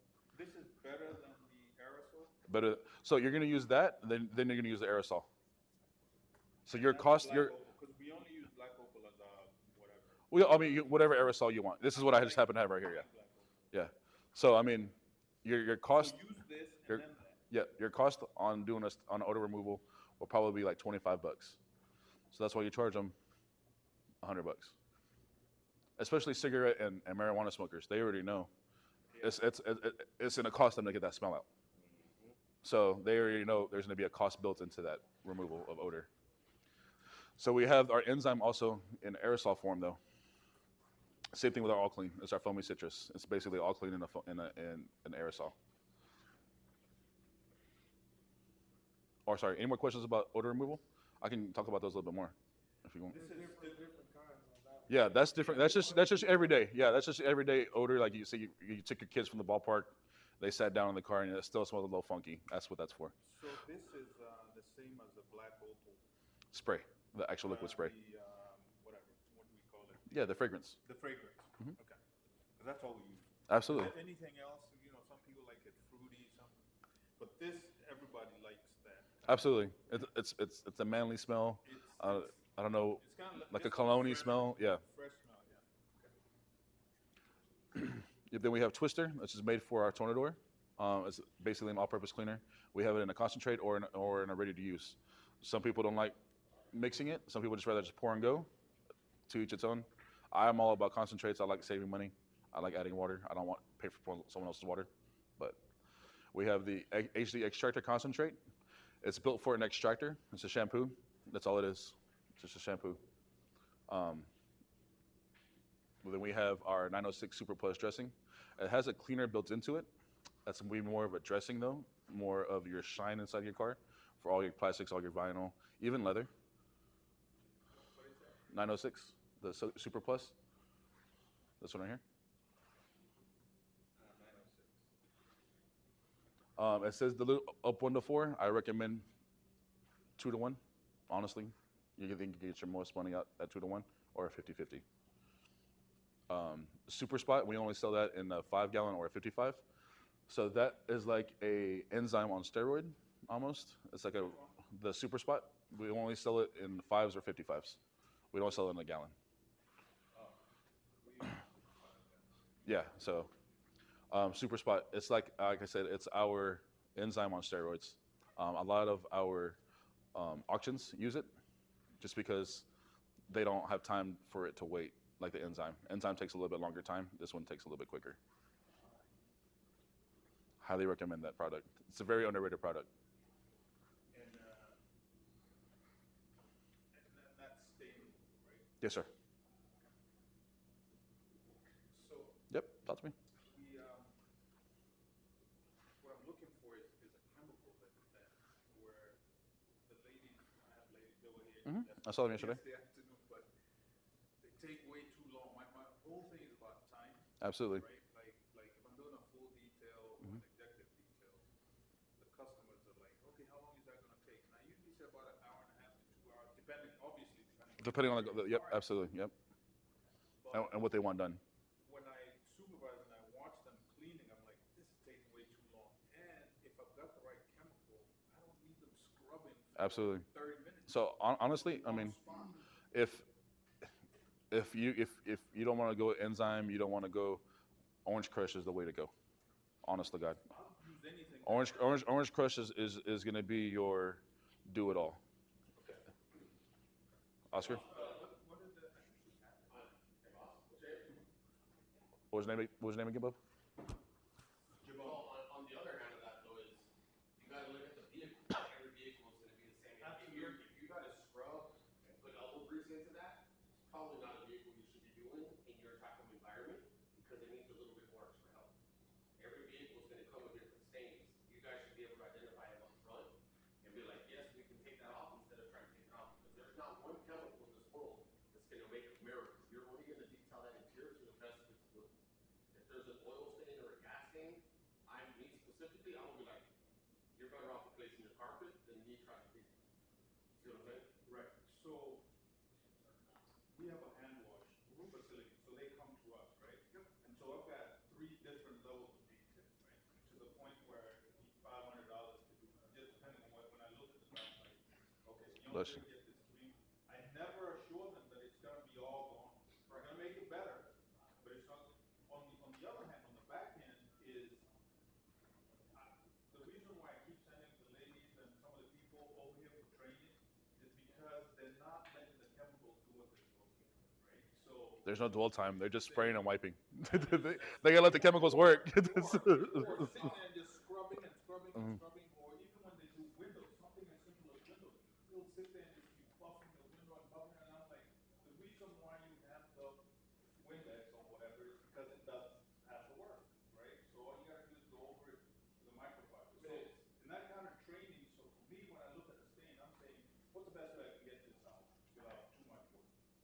And I'm not gonna sit there and try to make it like a brand new carpet. And that's the conversation you have with the client. Say, I'm not gonna be able to make this thing look brand new. I'll make it look better. And they're like, okay, go ahead and do that.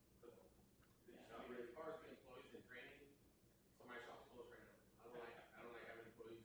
No, I think chemicals cost me money. They employees use chemicals like it don't cost them money. Right. So I mean, since it's a hand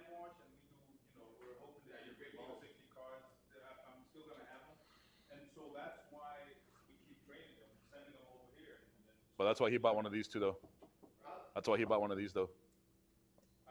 That's why you need one of these dilution machines. That right there will save you time and money because that's dilutable to what the chemical is supposed to be at. Oh, we have those. We have we. Oh, the Dimas? Yeah, the Dimas? Yeah, the Dimas? Yeah, the valves that Yeah. you put on the wall. Oh yeah, you gotta have those. Otherwise, you Yeah. can't avoid just. So this right here, guys, this is big for your if you have a shop. So you can control what everything's diluted at. Like he has workers. He's not there 24. He's not there right now. He's people working. He doesn't know that these guys are mixing at 50-50 or they're mixing it 3-1. Some like Paco may like it straight up, and I got exactly that. Six different. yeah, and Juan uses it 10-1. You know. Yeah. So this right here, you can dilute it out. You can make it. You go anywhere from 4-1 all the way up to 500-1. So, and all it is the press of a button, and it dispenses out whatever chemical. So I don't have the cabinet, but they put the. they just put the dispensing on the wall. On the wall. Which is fine. Yeah. This is the convenience. This is why it's $1,500 as opposed to the $300 that they charge you. No, this is for 5 gallons. Oh, 5 gallons? Yeah, you can fit 6. Oh, really? Yep. How much should those cost again? So with our branding, a six Dima 1500 Oscar, if I remember correctly, right? Yeah. And they start off with the 2 Dimas. They start off I think at 800, and then work your way up 2, 4, 6, 8. So inorganic stains. I'm trying to breeze through this, guys, so we can go do some hands-on. Citrus tar and gum. That's going to be for all your oils, your grease stains, your gasoline stains. That and gold power. This is, like I said, this is the savior. This will get out a majority of everything. Yes, I have All Clean on there because All Clean does work because it also has a degreaser built into it, and so is Black Scorpion. I'm not a big fan of Blue Power at all. I think it's too aggressive. It does tend to turn plastics white, but it's great for carpet cleaning. If you have a real bad stain, that's where that's used. But I don't recommend it on cleaning vinyl or leather. It will leave a white residue behind. Oscar saw that in person at an auction. So Oscar's a detailer when he started with us. He had never been to an auction before until I took him, when was it, March? Yeah, beginning of March. I took him to an auction that does 200 cars a day. And these guys are just lined up. They don't wash their cars before they take it to a body shop. This is how messed up their system is. They don't take their cars to a body shop. Or they don't wash their cars before it goes to a body shop. They polish and buff cars that are dirty. Oscar's in the back just cringing whenever he saw them doing that. He's just like, bro, what are they doing? And I was like, this is what I deal with. This is their process. How do I change a multi-billion-dollar company to say you're doing it wrong when it's worked for them to make billions of dollars?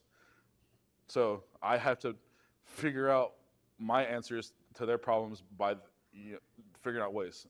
And Blue Power was one of the ways I figured out for them to get stains out quicker, but to not clean vinyl and leather with it.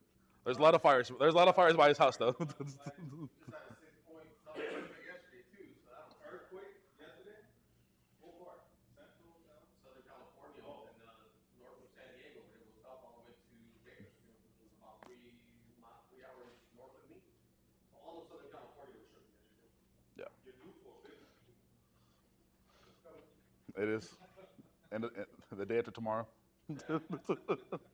So extractors are big here because it's humid here. We have to get rid of all of that liquid, because who's ever gone to a car and they vacuumed it out, shampooed it, and the insides are steamy, and they're still steamy. They're still humid. So that's why we have to use extractors here down south. Other parts of the country you can get away with without using it. You can get away with just steam. Steam to me is also a great way to clean interiors as well. Which one has both? We don't have one up here that has both. Do they have some that have both? Probably very expensive. Steam and extraction? I haven't seen one that has both. Maybe Oscar, have you seen an extractor and a steamer built in one? Actually, we just got one at Ready Shop. It's a steamer and a shop vac all together. Oh, really? Yeah. How much was it? Pretty expensive. 2,600. Yeah. So that's what I'm saying. I was like, I have yet to see one, and I'm pretty sure they would be pretty expensive if there was. Yeah, so Chief Steamer makes it right now, and it's a steamer / shop vac that gets up to the shop vac, and it's an actual, it's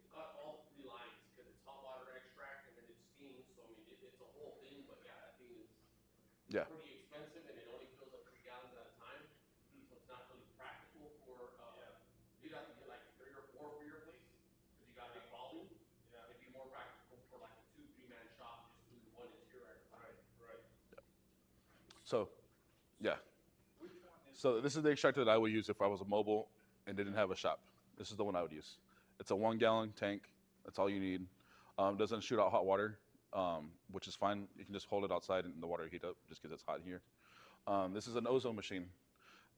Back in the day, before they had the chlorine tabs, you would have to put plastic over a vehicle, run that machine with a chemical called an ozone chemical, and that's how they would get rid of smells. They still do it to this day. I have one of those, but I don't do plastic. I just put it in the car and run it. Well, all the ozone is escaping. It's not centrifying into that car. Yeah. Yeah, look, get the plastic. Yeah, put the plastic over it. It does help, I must say. Absolutely.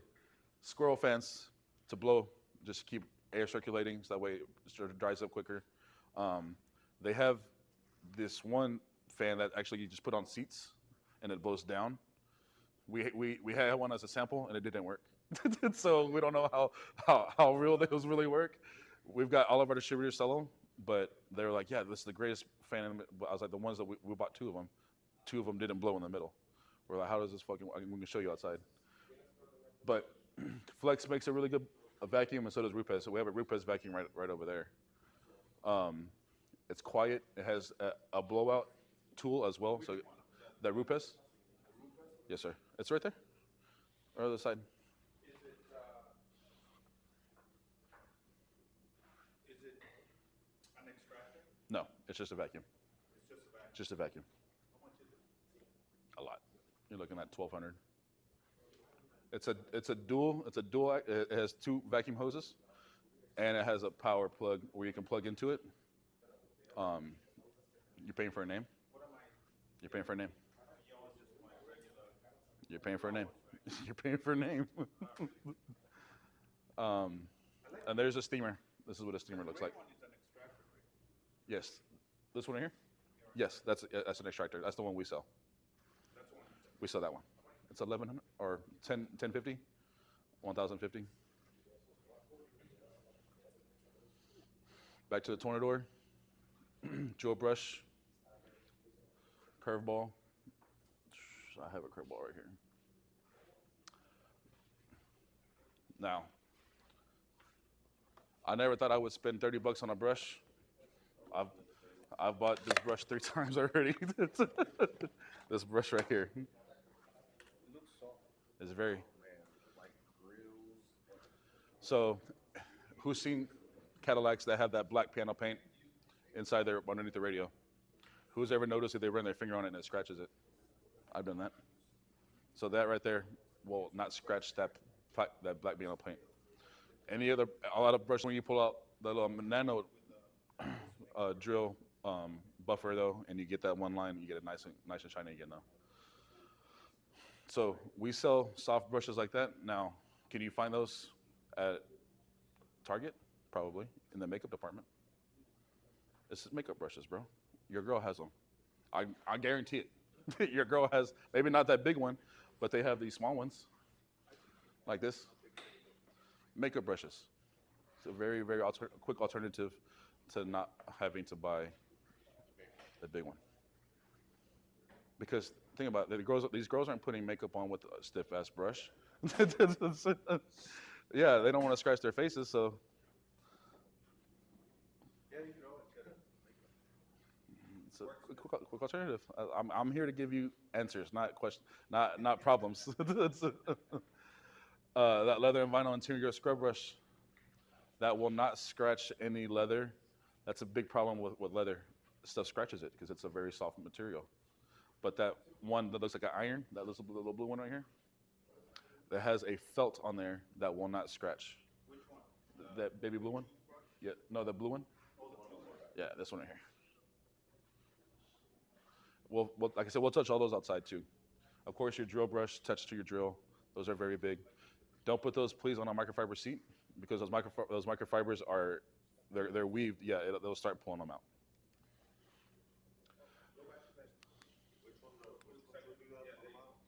One more time. Which ones would you said would pull the microfiber fibers out? The drill brushes. Any drill brush will pull out those fibers because they're is how thin they are. Yeah. Good to go. Yes. Okay. Thank you. Pet hair. Interior prep. So we have a triangle. That the triangle has 3 different sides. It has a small, medium, and large. And it's all about the teeth. Because sometimes the hair is real fine, so you have to use a finer side. Sometimes you can get away with the thicker hair from like a golden retriever, where you can just put it all in. Jumps out the piedra. Yes, absolutely. It'll be coming up. There we go. Oh, thank you. We have this. It's a for real. It's an attachment for your vacuum. It has the rubber teeth. Who's ever used our triangle?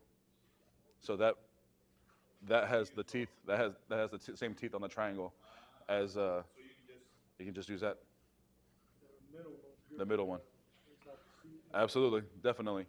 So yeah, they have the crevice size and then they have the claw size.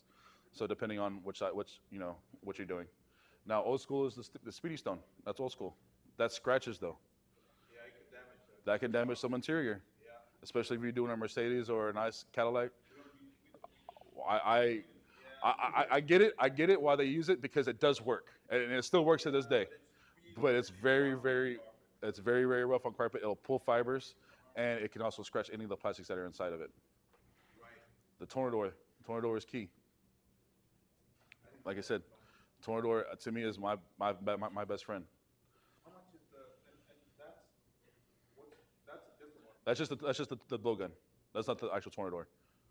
So that's just the gun part. We sell just the gun, and we sell the one with the canister as well. Okay. So some people like spraying, they like atomizing the chemical and spraying it before they wipe. It's personal preference. You can just use the blow. Use that. Absolutely. I like to start driver's side, and we always start top to bottom because there's no point in cleaning the carpet first if I'm gonna have to get in and put my feet down, right? So start at the top, headrest, steering wheel, work counterclockwise. I think I have a slide showing where we start. Those are the chemicals we're going to be using. Yeah, there we go. So it's kind of hard to see. Step 1, headliner sunroof, visor, rearview mirror and surrounding plastics, the handle above the window and headliner. So this part right here. That's 4. Pillars, top of the dash. Like I said, working your way all the way down.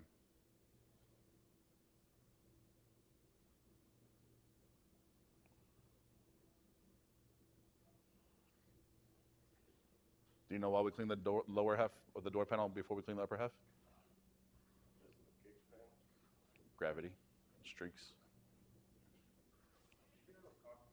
I can email it to you. Yep.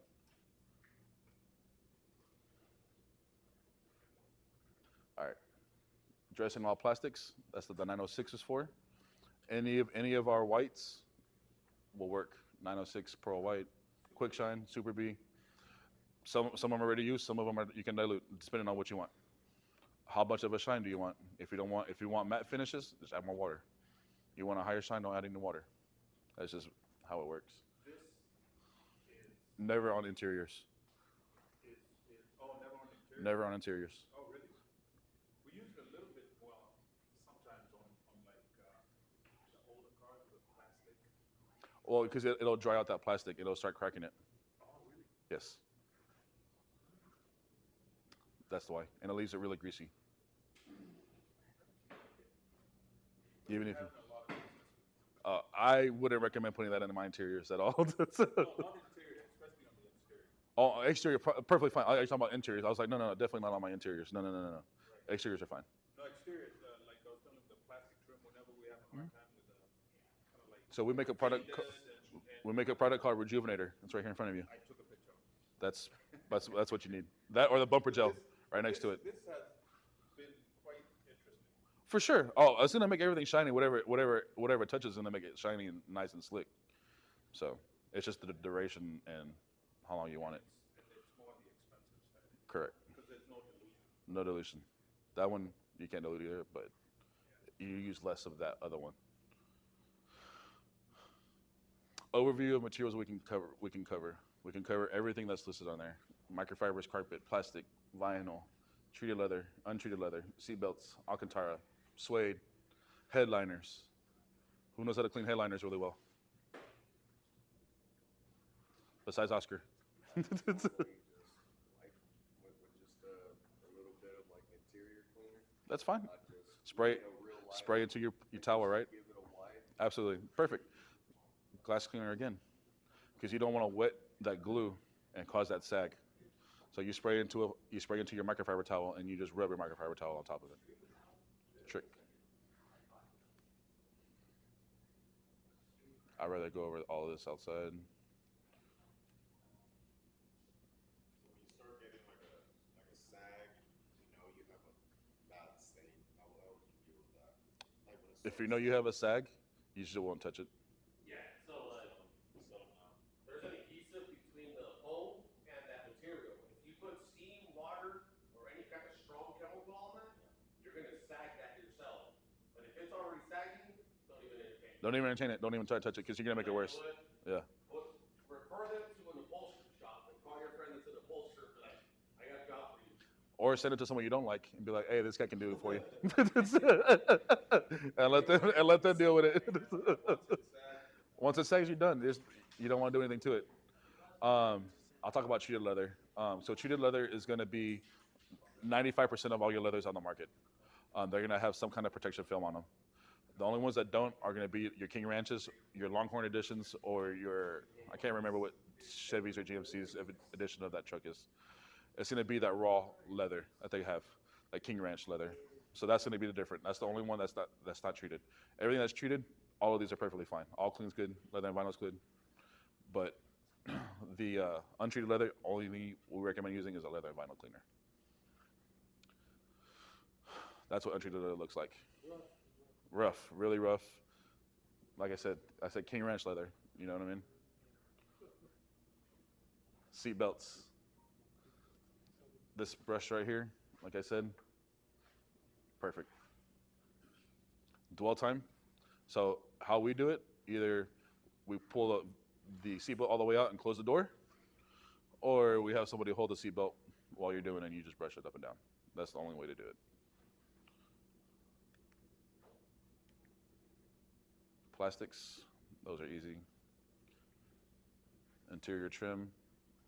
So it's that black panel paint that we talked about. That one, all this black trim right here, this trim right here, especially Mercedes and BMWs have it. If you ever noticed, even a microfiber towel will scratch it. Well, how are you going to clean it then? Even a microfiber will scratch it. So you have to use a very high GSM microfiber towel, which is going to be like something like this. I think I have. I'll show you. I'll show you all outside. It's just easier. Or want to hand me the rings over there? That right there would be the way I would go. A very, very plush microfiber with a wipe. And then I would hit it with the diamond shine, either by hand with a microfiber, just to add that shine back to it. Yeah. Let's say you accidentally scratch it. Is there a way? Absolutely. You have to buff it out. You're going to have to buff it out. Yeah. So this is the kind of towel I would use as opposed to one like this. Yeah. More rougher. Absolutely. So if you want to pass it around so that way you can see. Let me just take it off the ring, actually.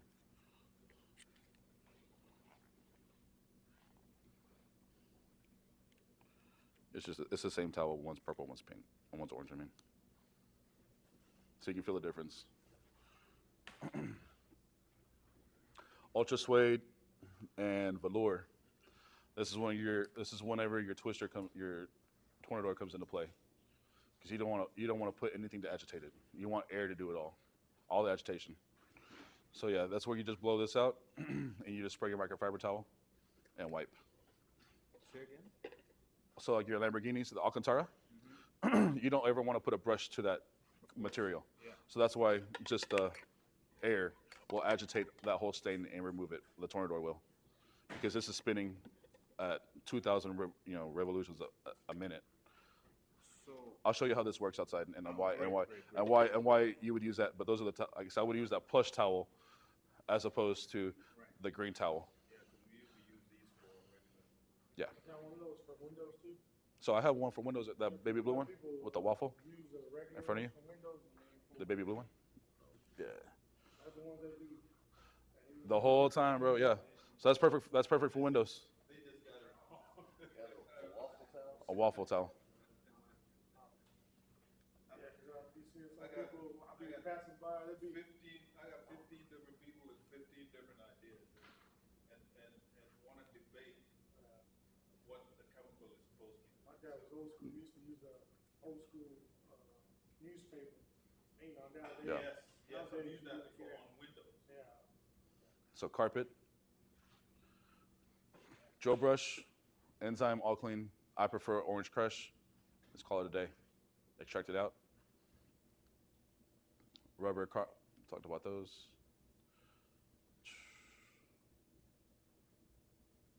Smell removal, talked about that. This is what you would use.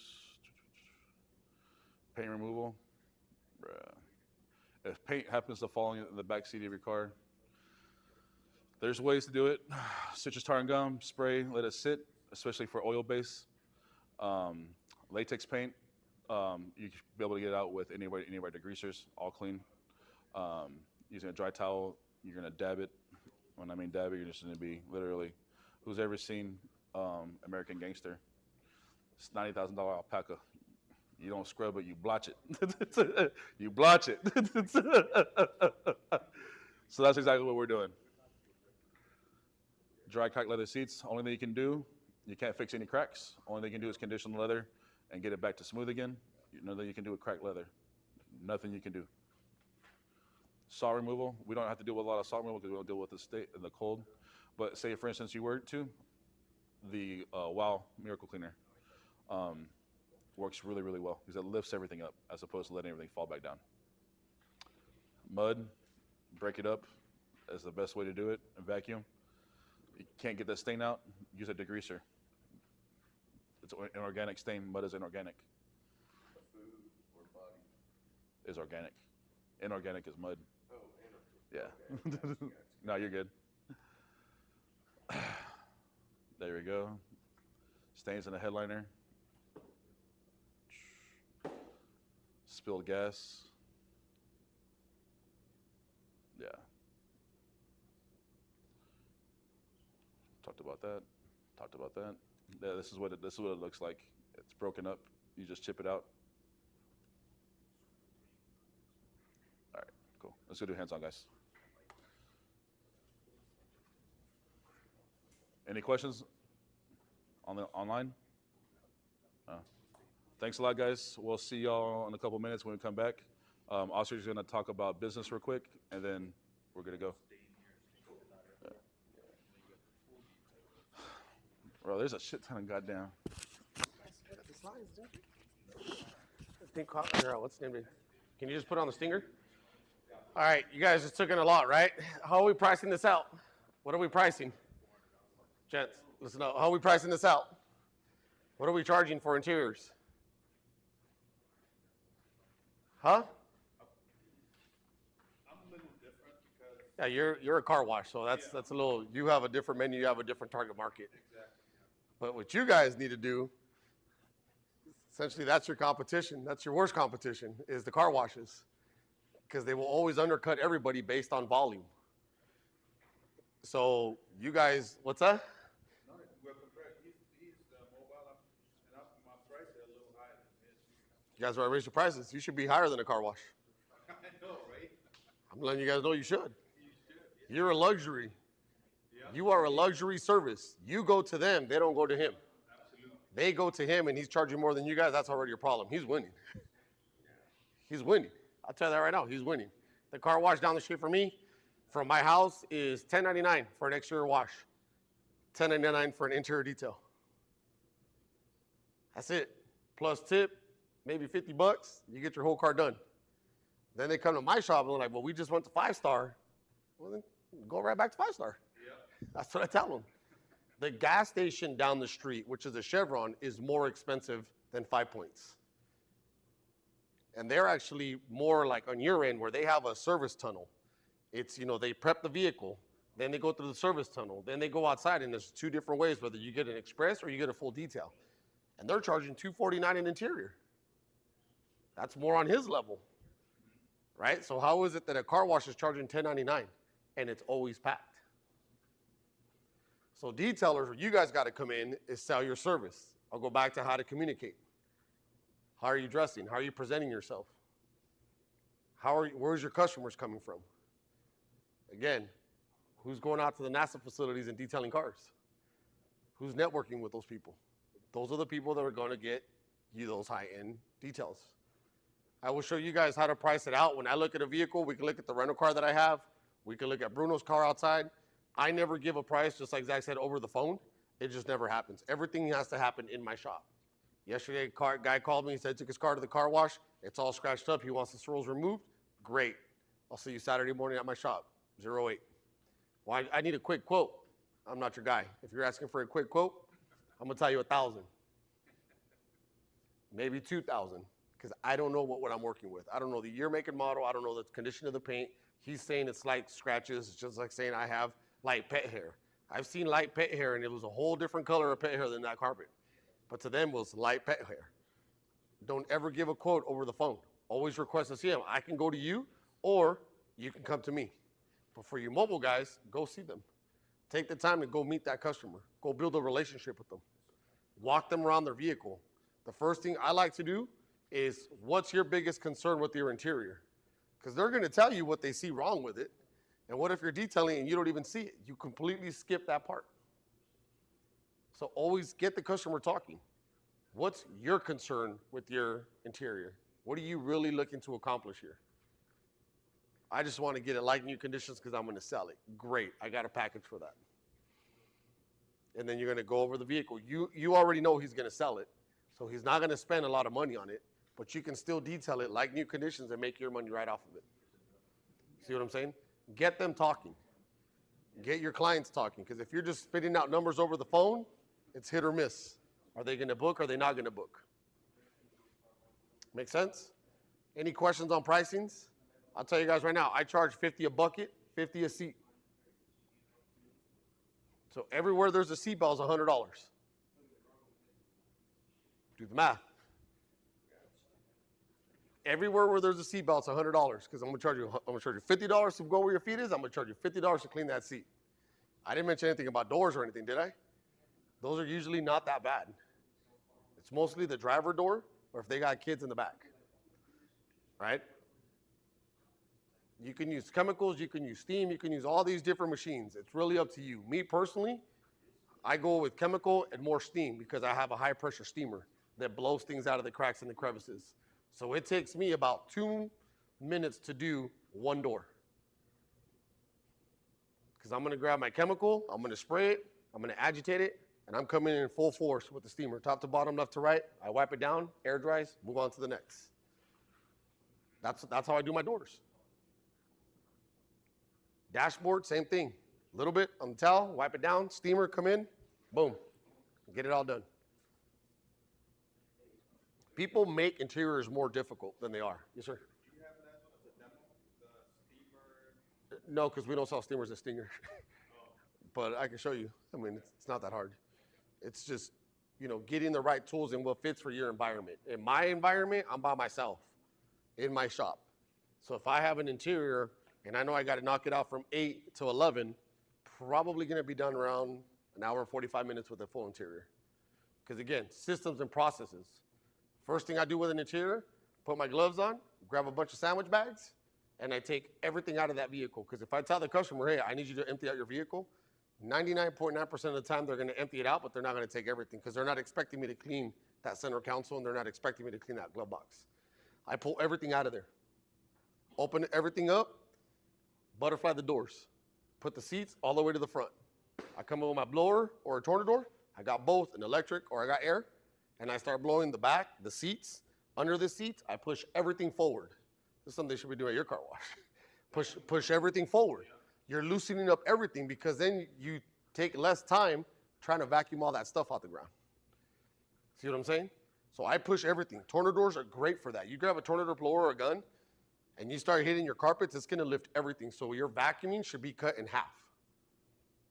So now that I did all the back, I still leave my seats to the front. I come in, quick vacuum.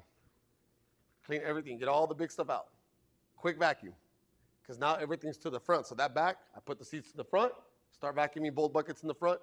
Then I get into all the plastics. If I'm going to steam or extract those seats, I'm going to steam and extract the driver's side first. With the carpets, the seats. And then I'm going to go to the passenger and then the back. Because by the time I'm done with that driver or that passenger seat, I want my front seat to be dry. So I got fans in my car, which I know we tested out. Do we still have that one here? Which one? The blue one? The blue fans? I don't know. I love those things. I got 4 of them. I got 4 of them. You put that on the floor and it maybe because they did it on a big floor, but you put that in a bucket and you close the door, all that air is just circulating in there. Then I just move it to the seat. Why do you want to do that? Because the driver gets in there first. You don't want to give a driver a wet seat. Sir, How long does it take that blower? by the time I'm done with my passenger side, that driver's side's dry. Really? Yeah. So we just put plastic over the seats. For what? Once we get shampooing, because we can't dry it fast enough before they come. Because if you put plastic, now you're trapping that humidity in between there, so it's going to be worse. Now if the windows, if I go home with plastics on my seat and they're still damp, and I close my window and this heat with this humidity, you're gonna start turning into mold. No, it's when they come back for the car, if it hand dried, we put the little plastic, so when you get home, take it off and da-da-da. But I'd rather the fan and dry it without having to. Those carpet fans that he just put up, there's a big blowers. I have one of those. I just put that in the front seat. I put it once the front's done, I put it in there. Just close the door. Just dry all your stuff out. Do all your wet work first, and then come in and worry about your panels. Because now you got your doors open again. Now you got natural air coming in. Make sense? The last thing you ever want to do to a client is give them back a wet seat, wet carpets. I would rather keep the car in my shop overnight and let it dry out naturally than give wet seats back, because you're going to cause mold. You don't know what's going to happen inside underneath that carpet. The biggest thing with extractors, you're injecting water into that seat. If you ever feel on the bottom, depending on how much it is, and again, I'll go with employees because I've been to some shops, they're just extracting for 5 minutes, thinking the more water, the more salt they put in, that faster that stain's gonna go. Gravity works in amazing ways. That water's going into that cushion and it's gonna go down. If you don't dry that out 100%, that cushion starts to break down. You coming in and out, it's gonna look like the cushion in my 63 Impala. Every time I get out of my seat, I see the cushion just crumbling because it's so old. Make sense? So try to stay away. I'm not saying don't extract, but you don't need to extract 4 or 5 times on the seat, because all you're doing is pushing water in there and it's gonna take longer for it to dry. Unless that car is gonna stay overnight and you're gonna guarantee me 100% it's gonna dry, do it. But until then, don't put a lot of water. Pre-treat it, use a drill, use the chemicals, let the chemicals work, come in and suck that stuff up and get out the way. Too many times detailers wanna be heroes and wanna go after every stain. It's not gonna happen. You could only detail a vehicle or an interior to the best of its ability, to what its maximum potential. What is the maximum potential? If I got scratches on my vinyl, or I got tore leather on my seat, am I gonna fix it? But yet you see it all over TikTok, Instagram, social media, detailers trying to go after every single stain. Just wasting time, money, chemicals, they're not gonna get it. You gotta be able to identify these stains ahead of time. That's when I mentioned the oil, gasoline. Me personally, in my shop, anything that comes out of a human body, I'm not touching it. You can't pay me enough to touch it. Because now I got to go and sanitize if I put my extractor on there and I got piss in that extractor, now I got to clean out that whole extractor. I got to sit there and just run gallons of water and vinegar through that thing until I suck it all out, because now everything just has that pee in that extractor. If you put your steamer on it, now you got that. You got towels, throw those things away. Anything that comes out of a human or a pet's body in my shop does not get any play. I don't care how big the ticket is. I'm not going to do it. Especially if you got blood, that's hazmat. Who here is suited up to work with hazmat? You got the suits, certified, touching all that? Let him do it. Call him. Yeah, I got one detailer in my area that does it, but he used to work crime scenes for the police department to do hazmat cleanup for crime scenes. And then he got into detailing, and that's what he specializes in. Got hazmat? Call him. Because I'm not touching it. Good on you for getting certified, because you get all that work. You know what to charge for that. But there's even proper ways of disposing those towels. Do you have a little hazmat can that has We got to have the bags, two different colored bags. two different color bags? Then you got to tie them up, put them up, and then take them to the center. Take them where? To the center. They have a, So you just can't throw them away, right? Yeah, you get caught there. technically, Yeah, certain take- people, they just yeah, but there's in Ventura County, you got to take them to the hospital. We got to drop them off at the hospital, and there's a fee to drop off your bags. So again, I personally don't mess with it. If you want to do it, do your thing. Just know that there's consequences to doing that. All right? I've done them before. Car seats, I take them out, I put them in a trash bag, I tie that bag up. When I'm done, I throw it in the trunk. We are not certified to be putting in car seats. I'm not responsible for your kid's car seat. So if I see it, I'm like, do you want to take that out? Do you want me to take it out? Oh, you can go ahead and take it off. Okay, but when I do, just know that it's going to be in your trunk upside down. Because I don't want to be responsible for putting it in it and not be able to put it in the right way. And then I'm in trouble. Yeah. Yeah, I mean, it's just, again, the communication. Hey, can you clean my kid's car seat? Can you go ahead and steam it? Yeah, I can do it, but do you really want me to put chemical on that where your kid's going to be sitting? That goes into what chemicals you're using. A lot of detailers like to use all-purpose cleaners on interiors. There's specific chemicals for interiors. A lot of people I've seen degreasers on interiors. Stick to interior cleaners. If the interior cleaner doesn't take out the stain, most likely nothing's going to take out the stain. See what I'm saying? Removing seats. I've been paid to remove seats, and I said this yesterday, and it kind of blew some minds with it. If I remove seats, I'm going to that dealership and I'm buying new bolts. Why? Because they got that torque spec. The torques. Only going one way. They can only go in one way. Once you compromise that, they're done. They may go back in. They might feel tight. When an accident happens, that seat's tipping over, you're done. So I don't remove seats anymore. I used to all the time. Early on, when I first started, you can see my social media was full of removing seats. And someone schooled me on it. They're like, hey, boss, you might want to check this out. And I'm like, damn. Here I am finding myself calling customers, be like, hey, remember I removed your seats? Yeah, I need to go ahead and replace those bolts. You might want to take that to the dealership and replace the bolts. Now, they're not expensive. They're about $40, $60 for the whole set. So when it comes to charging, don't always try to be the hero and saying you can fix everything, because they're just things you're not going to fix. They're just not. There's going to be stains that are not going to come out. It just happens. But be honest with your clients. The client expectation, you have to be honest with them and let them know. Because it's when you tell me you're going to get my vehicle 100% like new conditions, and I open it up and I'm like, still smells like smoke. So I heard that. We do have great products to combat the smoke. But do you think that one chlorine tablet and one smoker is going to take out 10 years of smoke in a car? How does smoke work?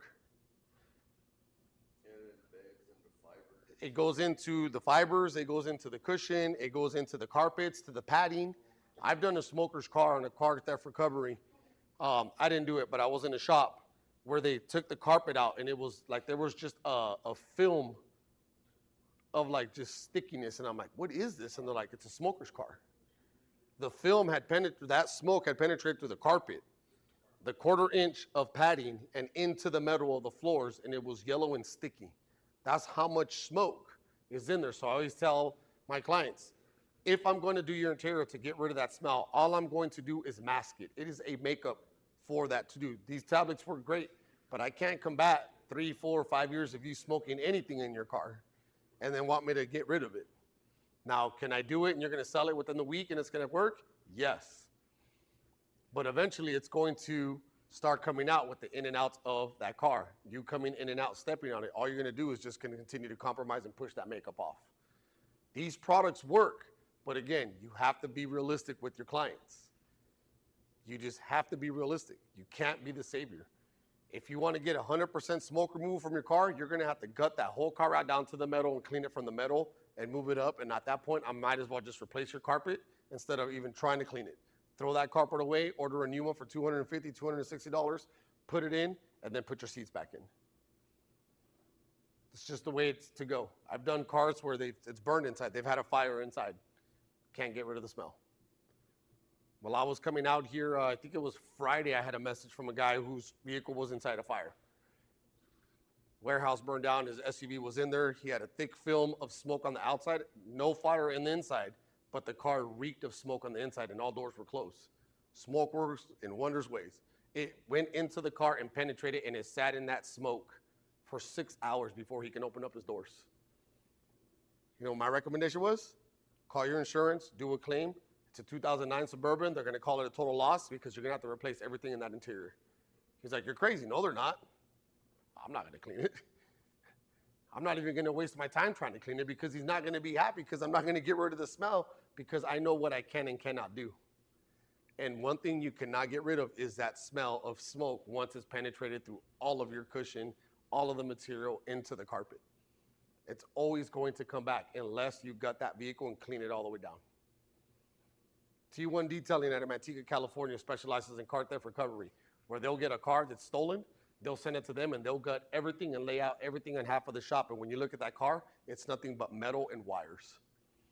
That's what he gets paid to do, to clean from the metal, outside, panels, inside and out, whatever they can't do, they'll push it out. Just yesterday, he FaceTimed me. He goes, hey, that car I got in, they're just going to replace the seat because it's been compromised.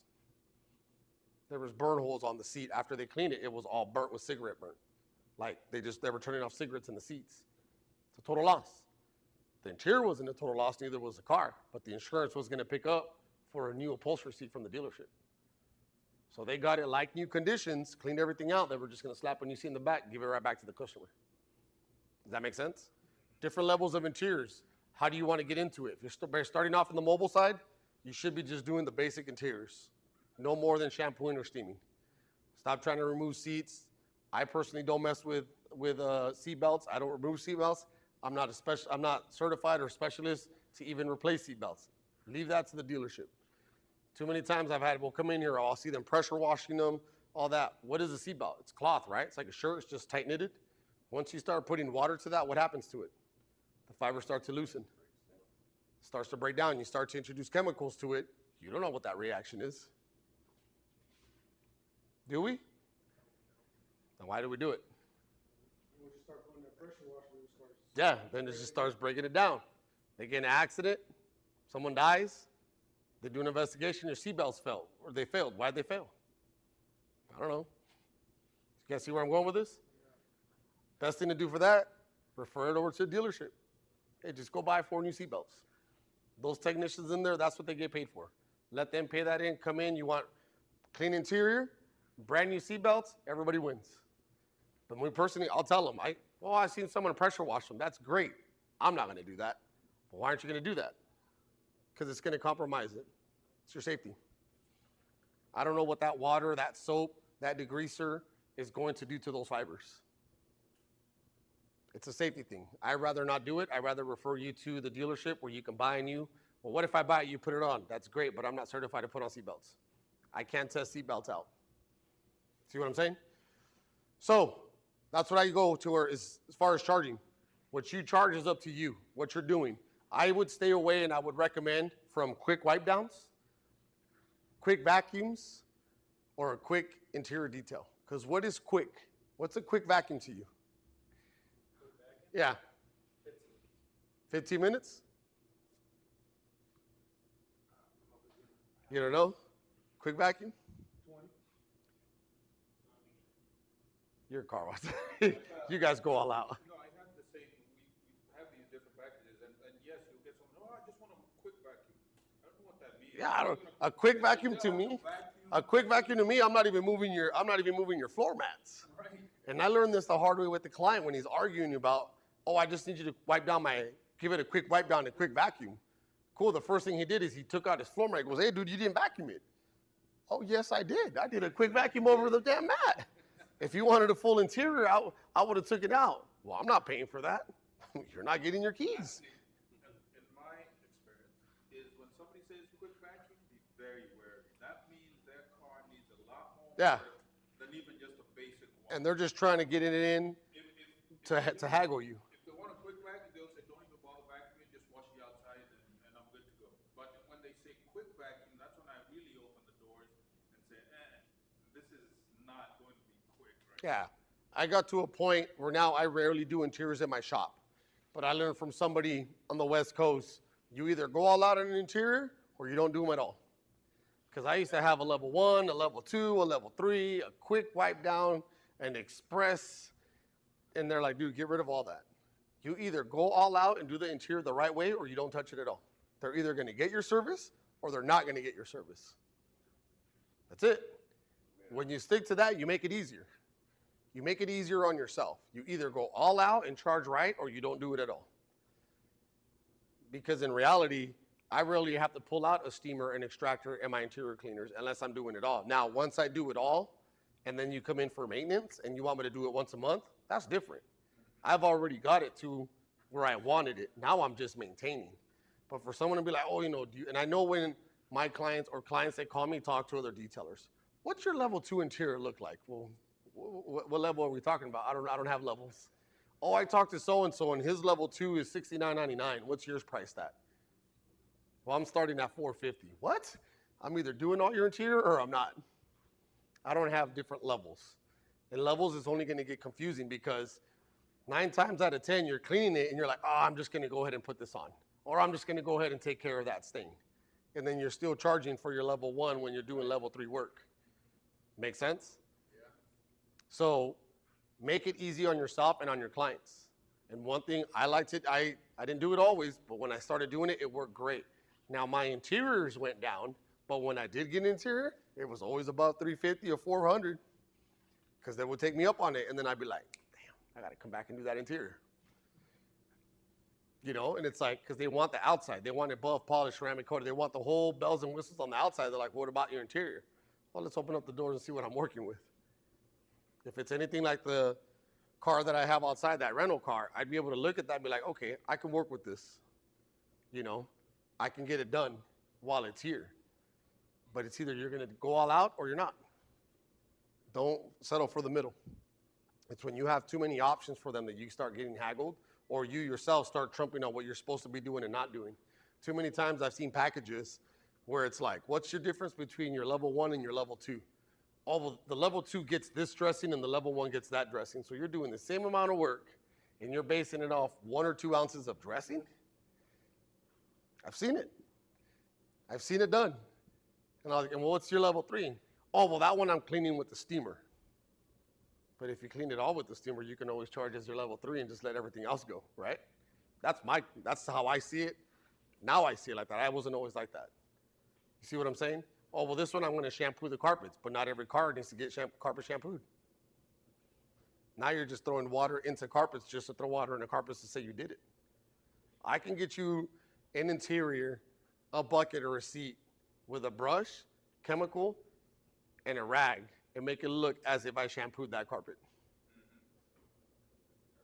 You can. And you should. You should. That's what I'd recommend you do. Is go in there and do it, then start injecting water and then spending, all this other money on these extractors because, gentlemen, the chemicals work. Yes, sir. The point is to get it clean. Yeah. The easiest way you can get it clean, that's what Clean. you ought to do, not go through the whole procedure of super wet. Yeah, I mean, it's getting it clean. Getting it clean and smelling good. That's what we like to do. We clean cars, make them smell good. Any questions on prices? Because I do want to walk around the car out there so we can check it out. We good?